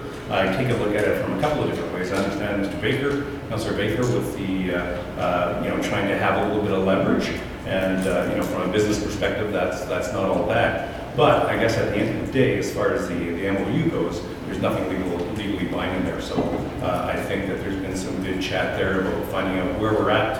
At the end of the day, if we say no, it's no, and we can't go any further. So it's, but I do understand Councilor Baker, and I think there's some merit to that. But I'm confident that this agreement will allow us still to have that flexibility at the end of the day. But the key was on that is the education portion of for our citizens, because I know that I'll be getting some comments as well on selling the farm and that type of thing, because it's not going to be recognized. Absolutely. And at the end of the day, Councilor Baker, I think, and Council as a whole, we serve with the people's choice as elected, but I also have learned that we serve at the provincial government's discretion. The municipality is not a guarantee, and simply if the provincial powers that be want to exercise rights above us, we're here at their discretion. And, I hope that continues, but at the end of the day, they seem to have the bigger hammer and the bigger checkbook as we know. Councilor Buckingham. Thank you, Worship. May I suggest that, after hearing Councilor Monroe's comments, that this MOU do come back to council, and we add that, is it possible to add that to the motion, just to approve the MOU as written? City Clerk? I'm just We're working on it right now, so that would be. I just don't see how it would hurt to have that come back. Absolutely. It's for sure. And then it is in essence a public document after it's been, and I'm sure, as the city clerk said, we go through our legal review to ensure that it's not going to be, and I would expect that as a business relationship, the other side would do the same to ensure that there's no obligations that they're signing to by simply entering into the memorandum of understanding. All right, so if you can pitch it to us. If I could read it, and then if council agrees. Certainly. So what I would change that to is the council approve the city of Westminster and County of Vermilion River enter into a memorandum of understanding to establish an agreement to provide a sewer line from the hamlet of Blackfoot that would be serviced by the city of Lloydminster's wastewater treatment facility, and that the agreement be brought back to, and that the MOU be brought back to a future council meeting for approval. Yeah, absolutely. I think that's, and this way the MOU will be back for viewing. I would make that motion then, as presented. Okay. I just have a question. Okay, sorry. Before you start, I'll change those course. I'm just wondering, just based on, I know we're wording this on the fly, but I wonder if we don't say something along the lines of that we're just authorizing administration to prepare a draft MOU to be considered at a future council meeting, rather than enter an MOU that we will see at a future council meeting, because it kind of sounds like you're already entering it if you say it that way. If Councilor Joseph would like to make that motion. Yeah. That council. Sure. I move that council authorize administration to prepare a MOU to be approved at a future council meeting regarding the city of Lloydminster and County of Vermilion River and the wastewater line to be coming from the village, or hamlet of Blackfoot. Yeah, I fell off. This draft. We've got half of it, so bear with us as we, Can we get another edit done? Second edit, that council authorize administration to prepare a memorandum of understanding to establish an agreement to provide sewer line from the hamlet of Blackfoot that would be serviced by the city of Lloydminster's wastewater treatment facility, and that the MOU be brought back to a future council meeting for approval. absolutely. Is that what I said? I think that was some editorial from the editorial team, but I think that was the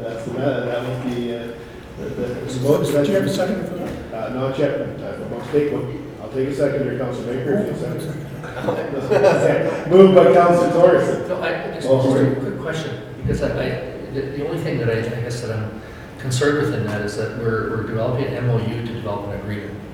And I would like to say that the feasibility of an agreement, Okay. because I think that's important. We're not saying that automatically the agreement's going to happen. We want to know whether that agreement is feasible for us to do. Yeah. Because, maybe the dollar for the loaf of bread isn't the right price, maybe it's $10 for the loaf of bread. And that's the point of this whole MOU thing, is it feasible for us to do this? Friendly amendment, Councilor Thorson, do you accept that? Yes. Councilor Baker. Your worship, the way the motion's been established an agreement. That's Yeah, I know, but Councilor Todd, that was what I wanted to talk about. Yeah. To make, we could put something there to make, develop terms of reference Yeah. that would assist in possibly forming a future agreement. And I think that's where the feasibility. Yeah. I didn't catch it all, sorry about that. But that's the right. point of it would be to develop the feasibility of an agreement. See, when you read some of these motions, we gotta really be careful what we're putting in them. Agreement should not be in it for sure.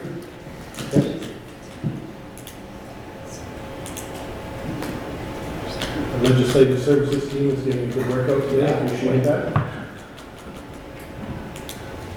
So the amended motion would be the council authorizes administration to prepare a memorandum of understanding to explore the feasibility of providing a sewer line from the hamlet of Blackfoot that would be serviced by the City of Westminster wastewater treatment facility, and that the MOU be brought forward to a future council meeting for decision.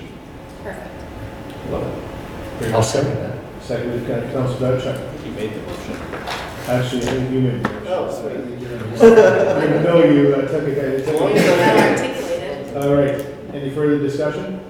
Can you vote with concerns, your worship? I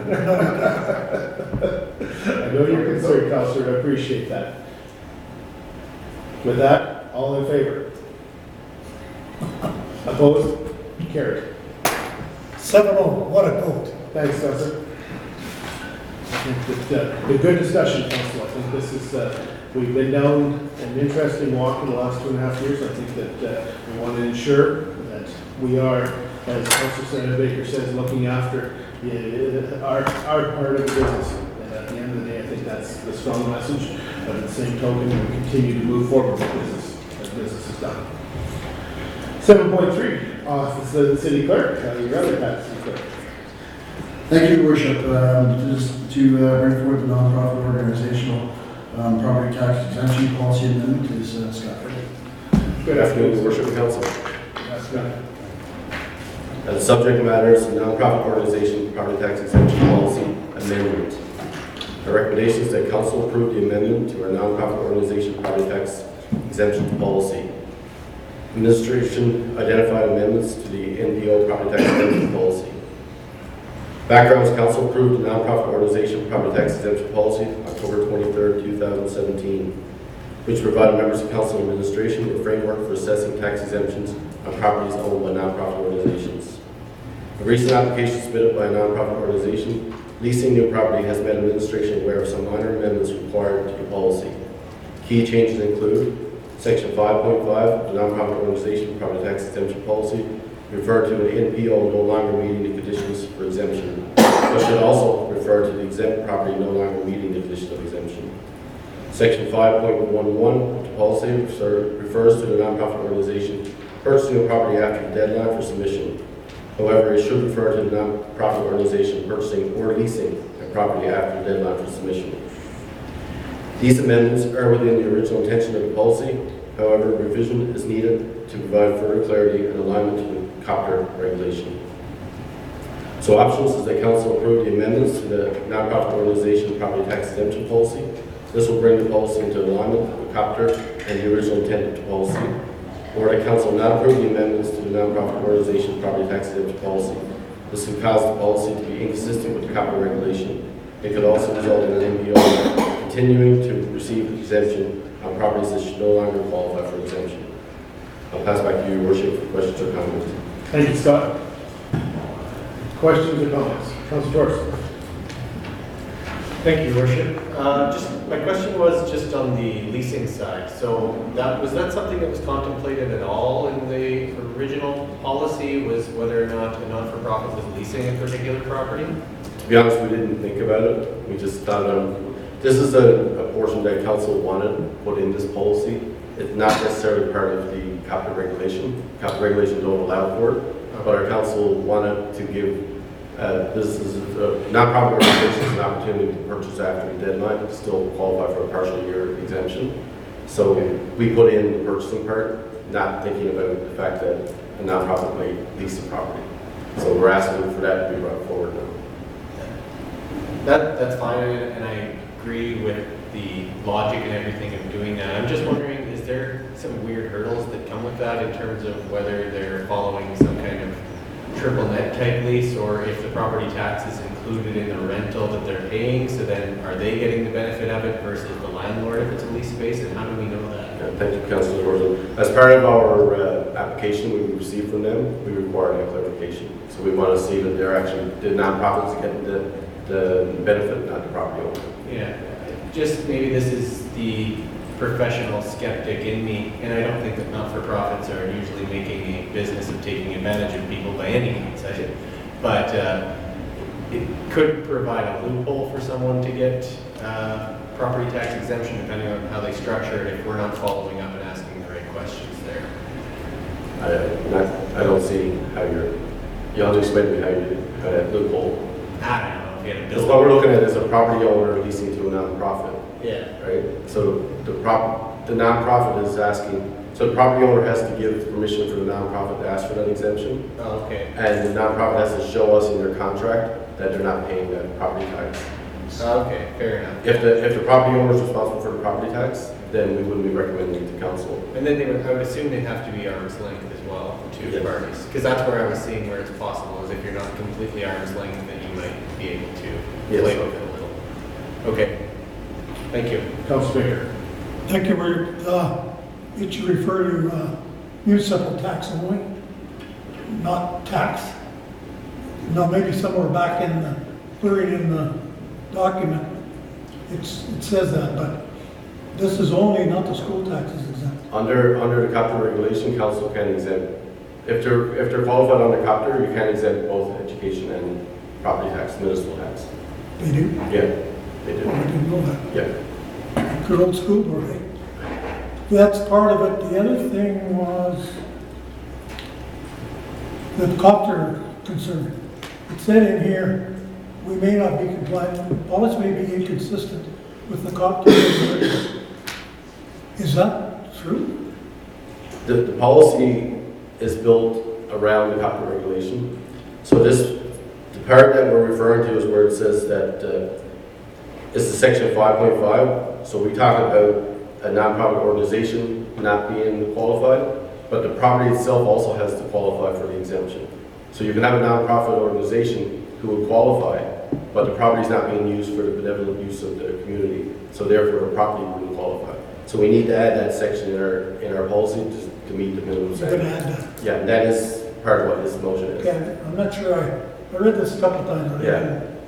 So if you look at section 5.5, where we talk about the differences, so in the old section that says section 5.5 of the MPO property tax exemption policy referred to a nonprofit organization no longer being in existence for exemption. So, but it's possible that the nonprofit would still meet the qualifications, but the property itself not. So we have to add in that last sentence where it says exempt property no longer meets the conditions for exemption in order to be compliant with the capital regulation. Does that clear it up for you? I'll get it straightened out. Okay. Gotta think about that. Okay. Not that it's a big deal, it's just when it said that we may Yeah. be in trouble with copter, we said we were gonna follow copter. Yeah. So we either do or we don't. And we did, and that's the purpose of this amendment, is to bring us back to compliance, to make sure we are compliant. I think you're referring to, when you read the options, Counselor, if we don't approve this, based on administration's recommendation, then we definitely are inconsistent So with they made copper. reference to it. Yeah. It made me wonder what Yeah. they're talking about. Yeah, they're trying to bring us back in, and I think that's a big You'll have change. that, put it up one way or the other. Yep. Good thinking. Any other questions or comments? With that, then, I will ask for direction on 7.3.1. Councilor Buckingham. The council approved the amendments to the nonprofit organization and appeal property tax exemptions policy. Seconder. Councilor Thorson. Any further comments or questions? Not seeing any, I'll call for a final question. All in favor? Opposed? Carried. And let's get Scott back for 7.3.2. Thank you, Your Worship. And the subject matter for this was the B. Fisher Enterprise property tax exemptions. The recommendation is that council approve the 2019 nonprofit organization property tax exemption for B. Fisher Enterprise Inc.'s new bottle depot located at 6606 50 Avenue, effective May 15, 2017 to December 31st, 2020, in accordance with the nonprofit organization property tax exemption policy. And that council approved the cancellation of the 2019 nonprofit organization property tax exemption for B. Fisher Enterprise Inc.'s previous bottle depot located at 1202, 1218, 49 Avenue, effective May 15, 2019, in accordance with the nonprofit organization property tax exemption policy. The issues administration is seeking a decision for B. Fisher Enterprise Inc. 2019 nonprofit organization property tax exemptions for the new and former bottle depot locations. Backgrounds: the council approved property tax exemptions for B. Fisher Enterprise Inc. for the previous bottle depot located at 1202 to 1218 49 Ave on January 16, 2018, regular council meeting based on information provided at that time. Administration has since been advised that the bottle depot has relocated to a new leased property as of May 15, 2019.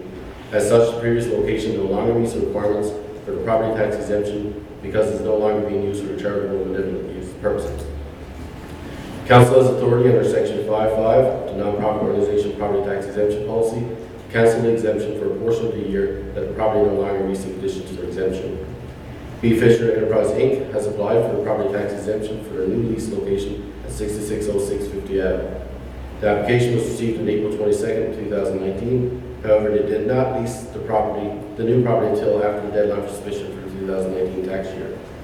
Section 5.11 of the policy allows council to approve an exemption for a nonprofit organization that purchases or leases a property after the deadline for submission.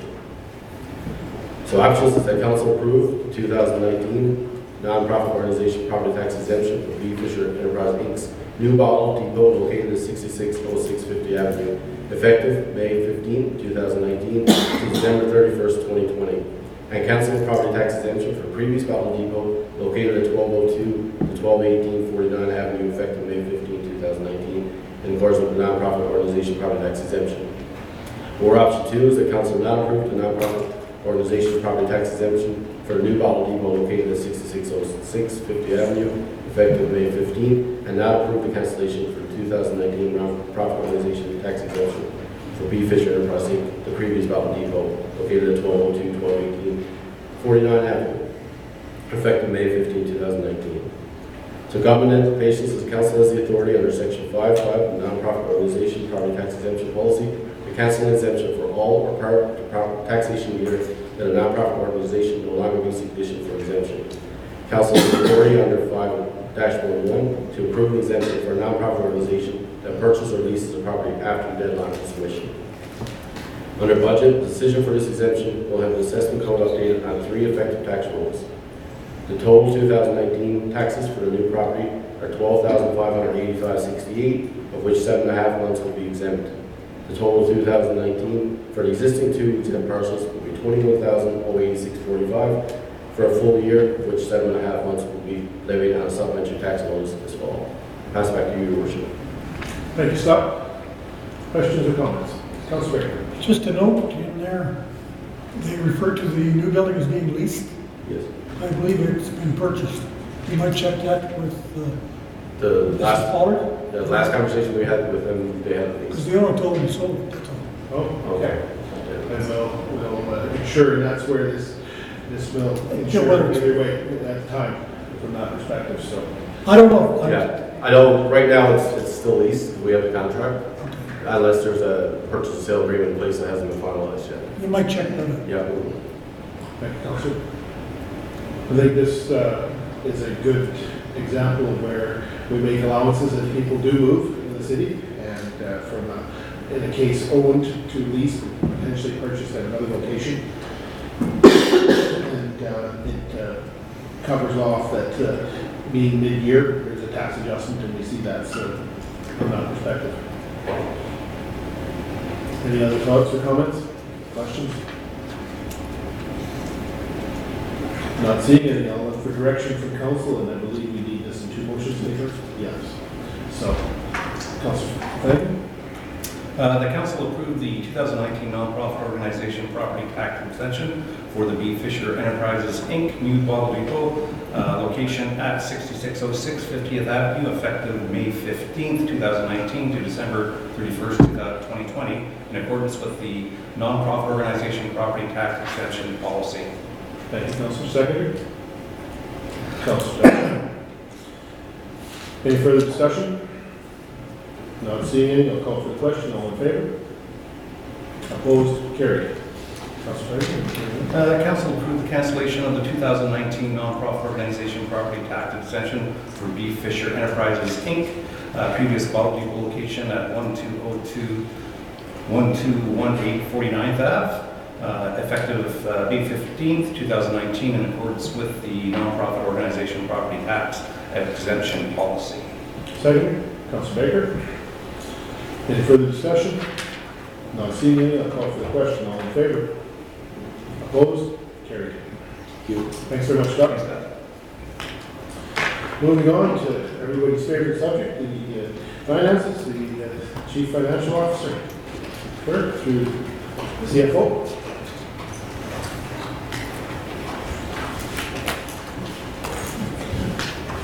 Thank you, Your Worship, Council. Thank you for this opportunity to present the first quarter financial statements. With that, I wanted to give you a little preamble that now that year-end is done, our finance team is working diligently on our internal processes in order to ensure that our subsystems meet certain deadlines in order to have the financial statements presented or available on the 15th of the month following the quarter. So we're working hard on it. The financial statement you see in front of you is certainly our work in progress. We welcome any comments that you see need to be added to that, and we're hoping by the June statement we will be in target to have those financial statements available. The first quarter statements are mostly operational costs, as our taxes come in the second quarter, and most of our expenses come in the second and third quarter.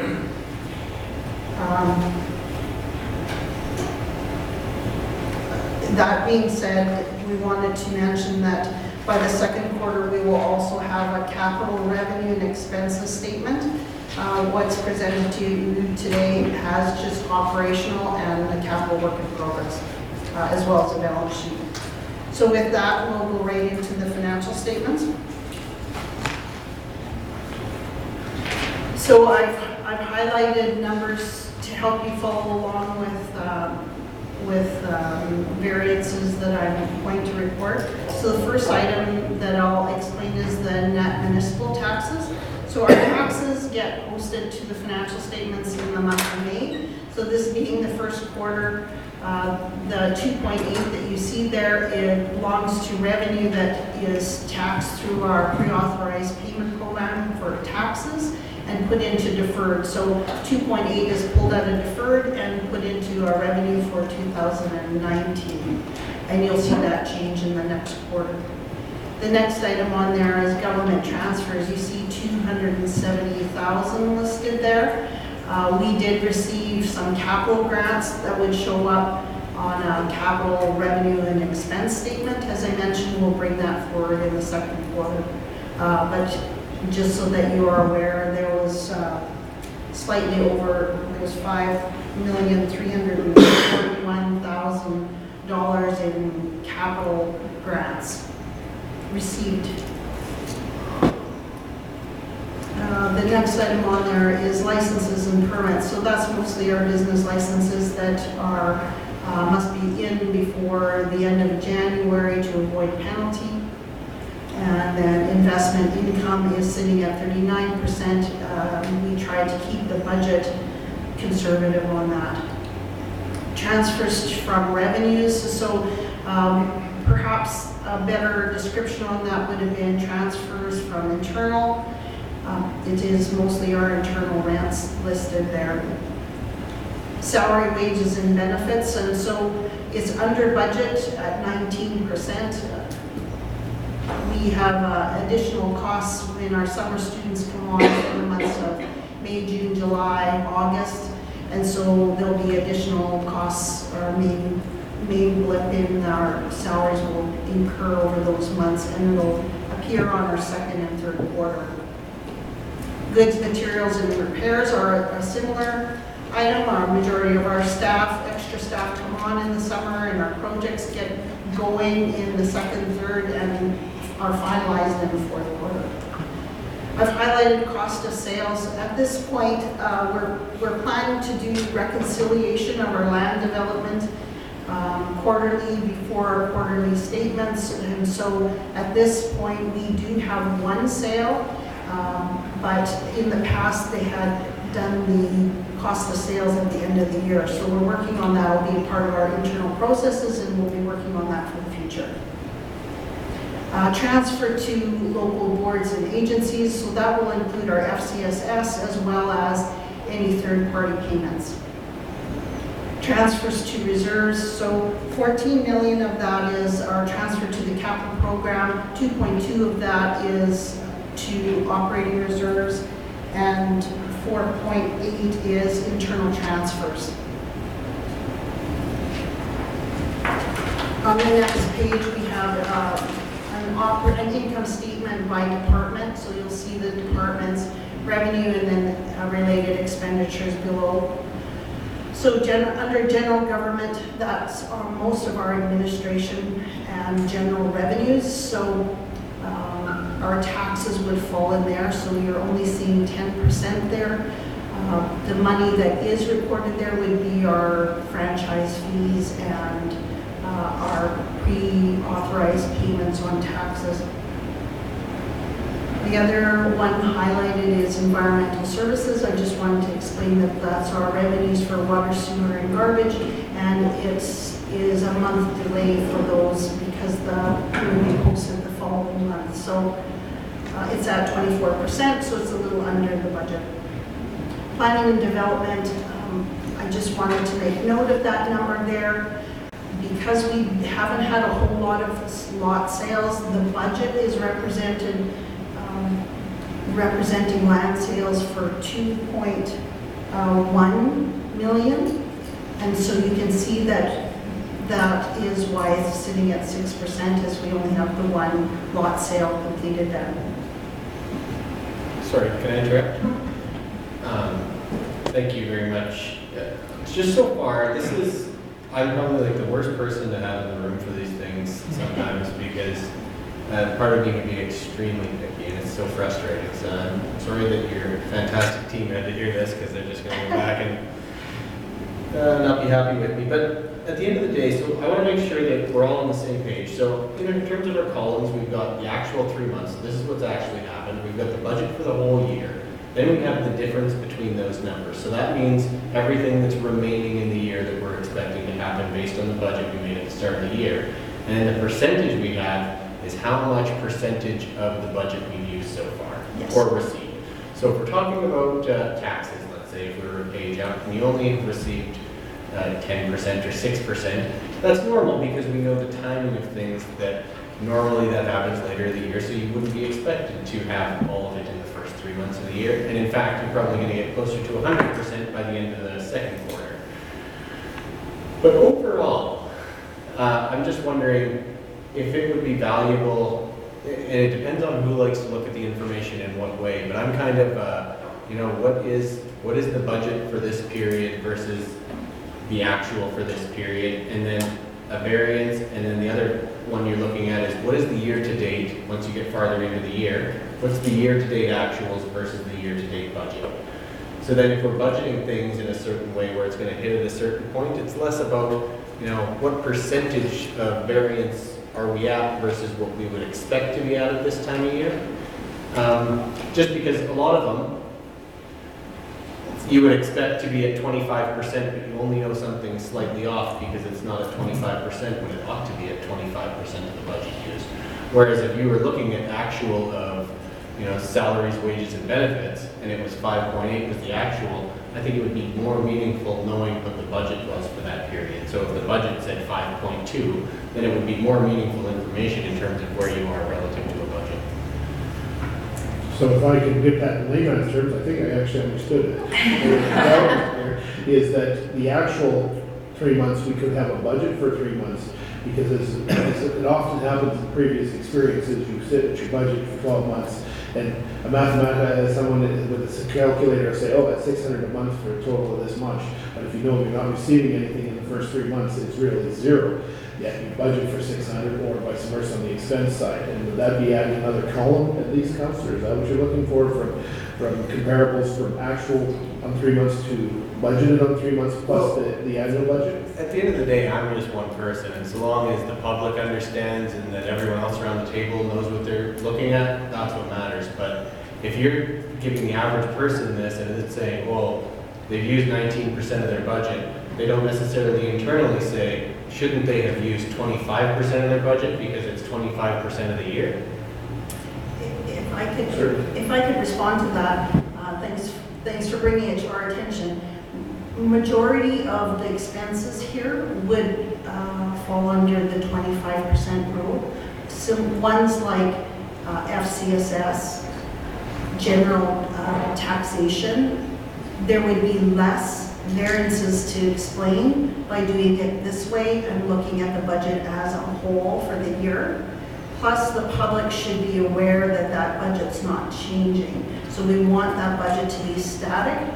I certainly, if council wants us to put forward a 3-month or quarterly budget in addition to the annual budget, it's just a decision of how many numbers do you want on there and how many explanations do you want us to put forward.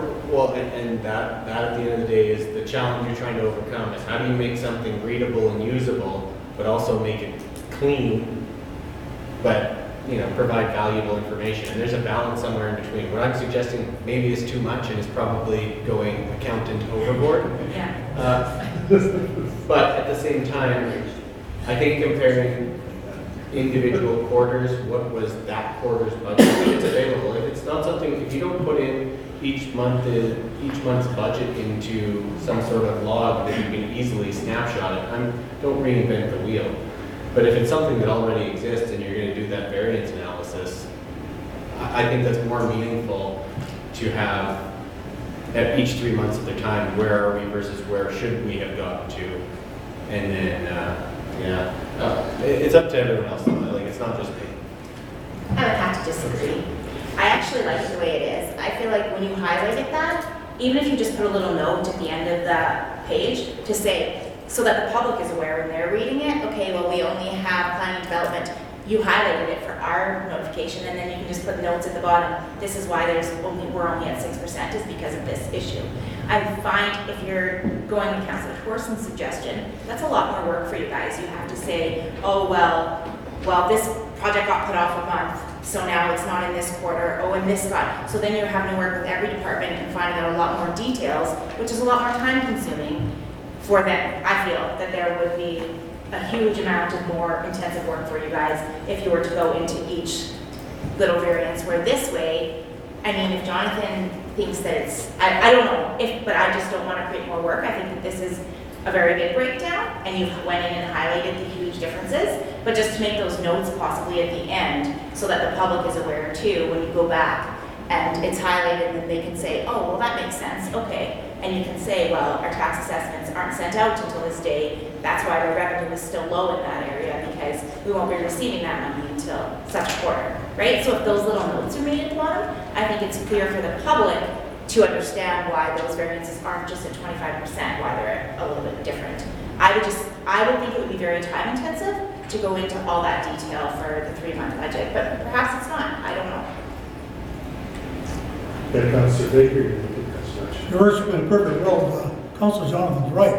But You tell me when it's gonna snow, when it's gonna rain, when the sewer guy's gonna get done, when he builds his final contract, and what quarter to put it in. This report's already 2 months old. So why go all work? Like, I understand it from purely from a professional point of view, that'd be nice. We used to get it once a month, way back, and it didn't mean anything. The day after the work was done this month, you get the billing this month for $1 million, and you never knew where you at. The point of this whole question, you say, well, we only collect 8% of our taxes. Oh, we're in trouble. Well, some of the big ticket items, if we don't know, finance sure knows when the bulk of the money comes in. So they can say, well, yeah, but you guys, by the end of June, we'll have a pailful to add to that. So I think this, for practical reasons, and our accountant firm lives with this and they're happy with it. So I would suggest we just not get so detailed that finance is doing so much work they don't know what they're doing. So, Dave said, Councilor said yes, go ahead. No, I'll agree to disagree. At the end of the day, I want it to be usable for the public, not just an accountant, and I just disagree with what's easier information to digest. But we'll agree to disagree. If it works for you guys, the important thing is not necessarily that there's a whole bunch more things that you have to provide feedback on. The important thing is if something stands out, you can see it. That it's obvious that something stands out, so that we as a council can perform our fiduciary responsibilities of holding management accountable, and that the public can understand and see what's going on as well. If you believe that this is the right answer, and we agree as a group that that's the right answer, fine. I can live with it. Do I think it's perfect? Like in terms of what I was describing before, I like my way better, but I'll live without it. I just want to make sure that if someone can see it, if someone reads it, they can understand what's going on, they can see what's happening within their government, and that those notes may need to be provided at the bottom if that's the case, because you just might not know if you're the average person, and that's what this document's for. It's not just for us. And I would just say that, oh, sorry. Thank you, Worship. If I could just close this out, maybe saying that the administration will take an opportunity to look at the form and see if there's opportunities to add notes or to provide a more informed report to council. I think that's a good answer. Councilor Ishak, I think, one of the things that, going through this document, I was doing the calculation all the time. We're a quarter of the way through, where should we be? And then, taxes, yeah, right, June 30th is the deadline. So writing the check and understanding that. So I think more than anything, it's just teasing out the anomalies. Because I think, as Alderman Baker said, by the time you get the council rate report, by the time you get the report, we're at the end of May and we're 30 days away from another report too. And I'm hoping that if there were some serious anomalies that we needed to be aware of, that they would brought us, hey, here's the concern, and we wouldn't find out through this document, we'd find out from other means. So this is just a reporting mechanism, and I think it's important to, if there can be more information added to a footnote, because really that's all you're doing is doing the footnotes, on each page, and it's there written. So if we're looking to provide that extra information for the public, and it can be done, the briefer the better. Because as we know, by the time it's done, it's already old. And if there are serious concerns, they'll sure have doggone well be brought to us when they happen, not 2 or 3 months later after. Absolutely. And I think we've got a message that the administration's heard clearly that we're going to work. And I think this is where we would appreciate CFO and the team bringing this forward. This was the intent, was to build on this, because this is something new that we haven't seen on a regular basis. We are going to get into a regular basis, and we'll continue to streamline and provide the information. Because at the end of the day, it's important that we understand it, and it's important that the taxpayers understand it. I think that's the intention of this whole meeting. CFO? Thank you for your input. So if I will continue then, public health and welfare, that is the FCSS portion. So you saw in the previous page, if you can go back maybe one page, the transfers, when I spoke to about the transfers,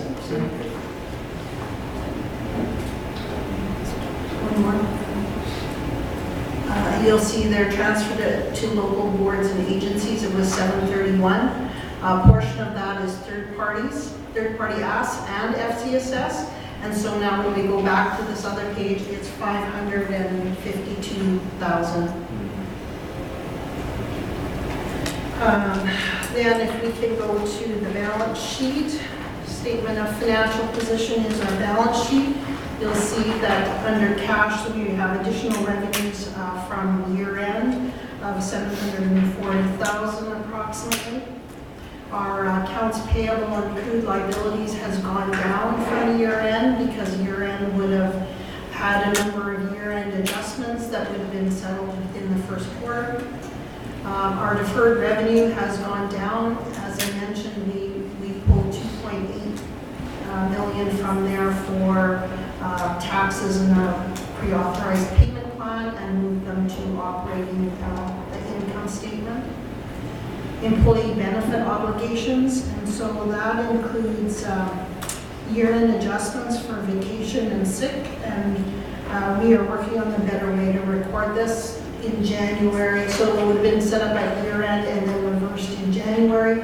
We're working on a process to make this better for accounting purposes.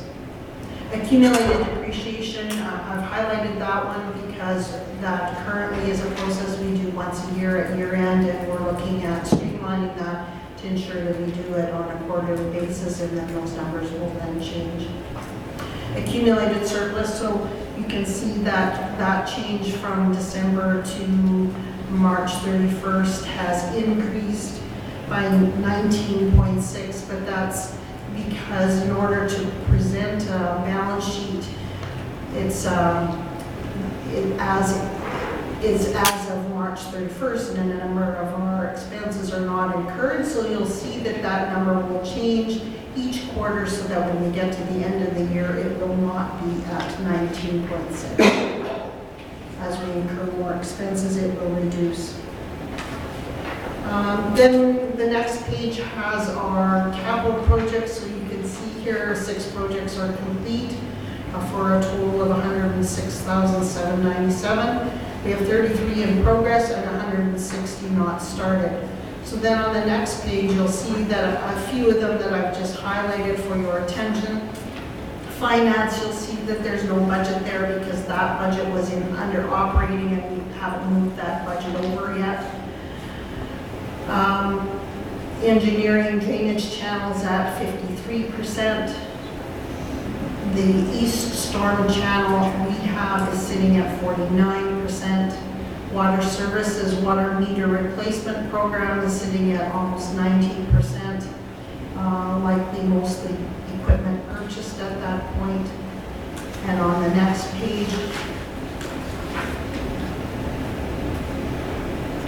I haven't highlighted anything on the next page. I think it's the 3rd page then.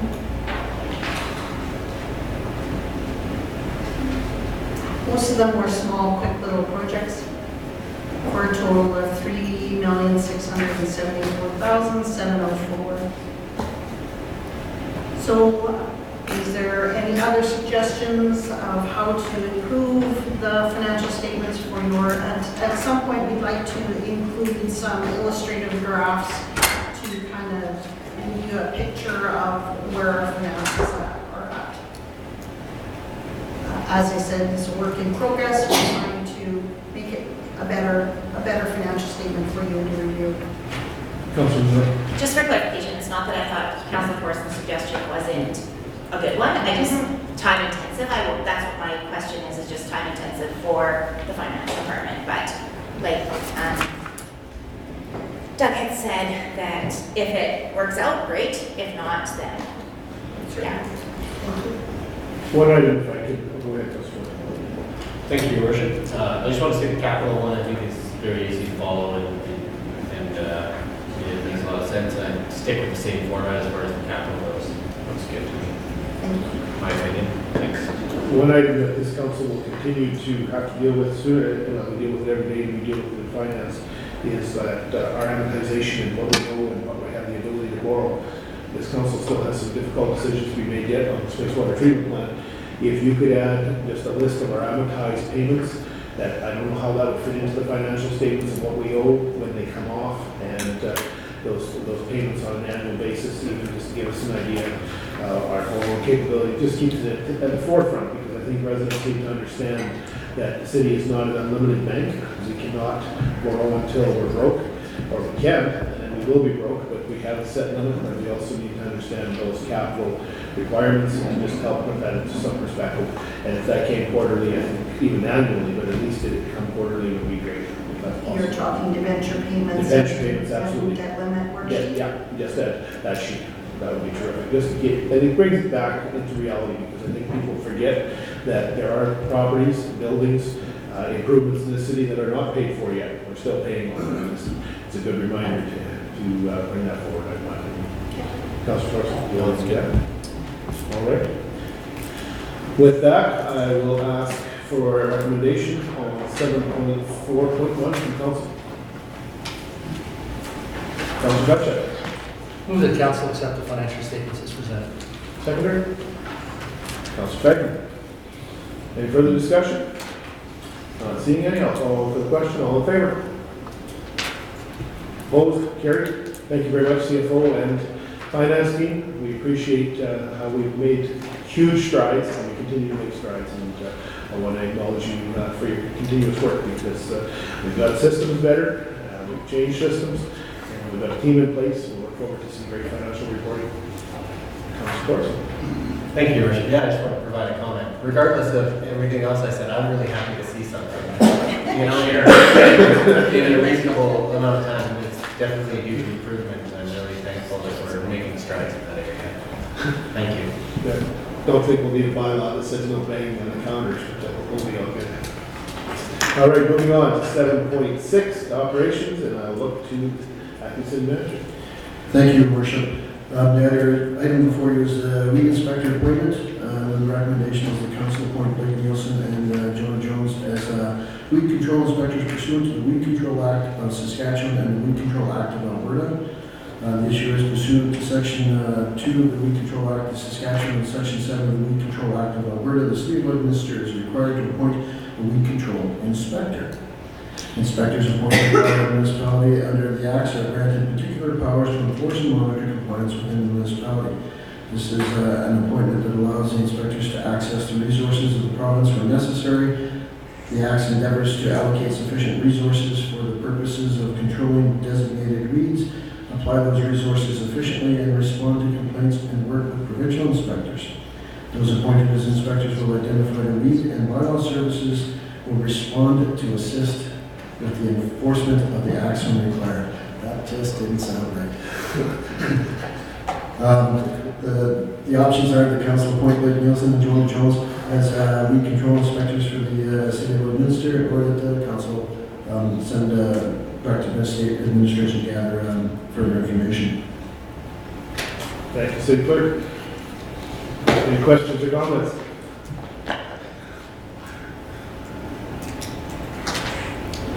Does Blake want the job? I was waiting for council.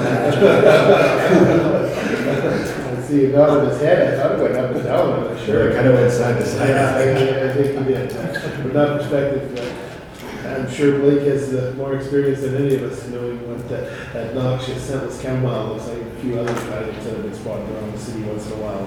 It is a challenge to have someone with the skills and abilities to make those determinations. Councilor Badger, did you have a comment? I was going to make a motion. You will make a motion. I will entertain a motion. Council appoint Blake Nielsen and Joanne Jones as the weed control inspectors pursuant to the Weed Control Act of Saskatchewan and the Weed Control Act of Alberta. Second, Councilor Baker.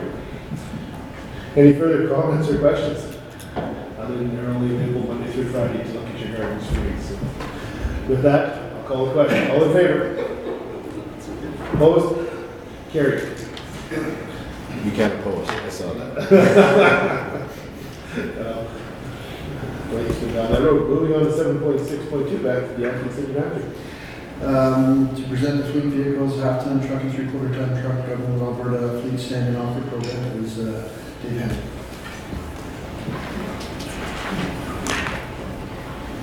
Good afternoon, everyone.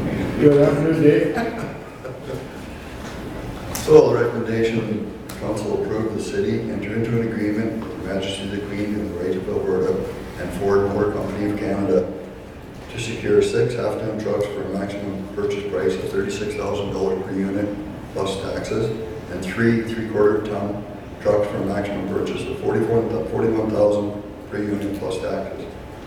In addition, that the mayor and city clerk are authorized to sign and seal all necessary documents. The existing half-tons and three-quarter tons are due for replacement to ensure safe and reliable fleet of equipment are available. At the May 13th, 2019 Governance and Priority Committee meeting, administration advised that several purchase programs were investigated for the purchase of half-ton trucks and three-quarter ton trucks, and that the government in Alberta has developed a fleet standing offer program, which is accessible to Alberta municipalities. The program consists of a list of standing offers for fleet vehicles, and leveraging this program will provide the city of Lloydminster the ability to select vehicles from a list of predetermined, pre-priced options. Procurement occurs through the ITQ. This procurement method process meets the requirements of Canadian Free Trade Agreement and the New West Partnership Trade Agreement for fair, open, and transparent procurement of goods and services. Excuse me. To the Government of Alberta Fleet Standing Offer Program, the City of Lloydminster will arrange through Boundary Ford of Lloydminster to acquire the vehicles, and warranty will be provided through the same dealership. The option is the Queen. The Council approve the city enter into agreement with Her Majesty the Queen and the Right of Alberta for the Ford Motor Company of Canada to secure 6 half-tons for a maximum purchase price of $36,000 per unit, plus applicable taxes, and 3 three-quarter tons for a maximum purchase price of $41,000 per unit, plus taxes. In addition, that the mayor and city clerk are authorized to sign and seal all necessary documents. Second option, the council will provide direction to administration to gather further information and bring back to future council meetings. Money has been allocated in the 2018 capital budget for the purchase of the fleet vehicles. By purchasing through the Government of Alberta Fleet Standing Offer Agreement, the potential of $53,000 in savings will be created. I'd like to add one thing first. The $36,000 for the half-ton is a total price because we still have our safety equipment to put on, which is the first aid kits, fire extinguishers, the warning lights, heady cracks and stuff. So this price here is going to be the total put into the fleet into operation. Into operation. Right now, the actual price from Ford on the half-tons is $32,751 plus taxes, and the three-quarter tons are $36,842 plus taxes. And we still have all the other stuff to put on. We had looked at purchasing some of this stuff from Ford, but we believe we can do it ourselves. Okay. Questions, Councilor? Thank you, through you, Director Dave. Dave, just a question. I don't know how many half-tons or three-quarter tons we have, but you're taking 9 out of service, you're putting 9 in? Eventually, that's what we're doing. So the 9 that we're replacing right now will go down to summer usage trucks, and the ones that are down there will be sold in the city public auction. But you're gonna get rid of it? Yep. Close to 9 as well? Yep. Because we're always accused of having too many trucks, you know Yeah. that. There is 2 of the three-quarter tons are actually new purchase, not replacement, and they are going to the landfill. Replace half-tons or something. Some over old 90 series. You need what you need to do the job, and that's fair. Yep. And you're gonna save about $4,600 average per vehicle, which is good. My question is, and I asked you before, but I know I want you to answer this in public, that everybody had a chance to bid, all the dealers in town. These ones here, we went to Alberta. I personally spoke to the 2 dealerships that have supplied us with the trucks for the last 12 years, and they are in agreement with this process. Okay, because we're gonna get asked that. Sure. Thank you very much. Councilor, yeah. Thank you, Worship. Thanks, Dave. Just to be clear, what we're talking so that everybody understands it, the potential $52,000 in savings, that's not the savings on the vehicles, that's the savings versus what we budgeted. That's correct. For those vehicles, so just want to make that clear. I understood that, just wanted to make sure. Yeah, no, that's entirely true. Yep. Any other questions?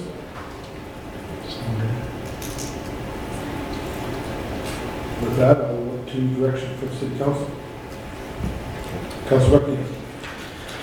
The council approved the city entered into an agreement with Her Majesty the Queen and the Right of Alberta and Ford Motor Company of Canada to secure 6 half-ton trucks for the maximum purchase price of $36,000 per unit, plus applicable taxes, and 3 three-quarter ton trucks for the maximum purchase price of $41,000 per unit, plus applicable taxes. In addition, the mayor and city clerk are authorized to sign and seal all necessary documents. Second. Councilor Peggy? Any further comments or questions? Not seeing any, I'll call for the question. All in favor? Opposed? Carried. Thank you, Dave. Moving down to the agenda, correspondence and information items. Any correspondence? None, Your Worship. All right. I've attached my mayor's report for the last month. Certainly covered off many of the items already discussed in this report. The city manager and I had the opportunity to attend the Saskatchewan City Mayors and Caucus meeting in Estevan, Saskatchewan. So it's the next event. We were traveling with the mayor of North Battleford and city manager, so we had an opportunity to converse about various issues that we both share common interest, as well as outstanding issues for both our communities, and made best use of our time. The meeting was relatively productive. It was a little shorter than we hoped, but certainly it was always good to gather the mayors of Saskatchewan to discuss things. And one of those is cannabis revenue sharing with the government of Saskatchewan, which they're lobbying very strongly with SUMA to secure funding from the government of Saskatchewan, and we'll continue to support that. From the perspective, otherwise, I don't think there's anything too much note. It's been another busy month, and this month doesn't seem to be any less. Councilor Thorson and I will be traveling on Wednesday to Quebec City to attend the annual Federation of Canadian Municipalities Conference and Convention in Quebec City, where we will be discussing how important the natural resources are in this country, and we'll be sharing that with people from across this country. Certainly in Quebec City, but outside, we're helping them understand how important our resources are to this country and to our city and to provinces that we both reside in, and how we can hopefully have a meaningful dialogue about how important those resources are. Anyone have anything they'd like to add of late from their council reports? Not seeing any. Is there any other matters at this time that this council needs to discuss? We'll move on to inquiries from the media. Thank you, Worship. One request for yourself. Thank you.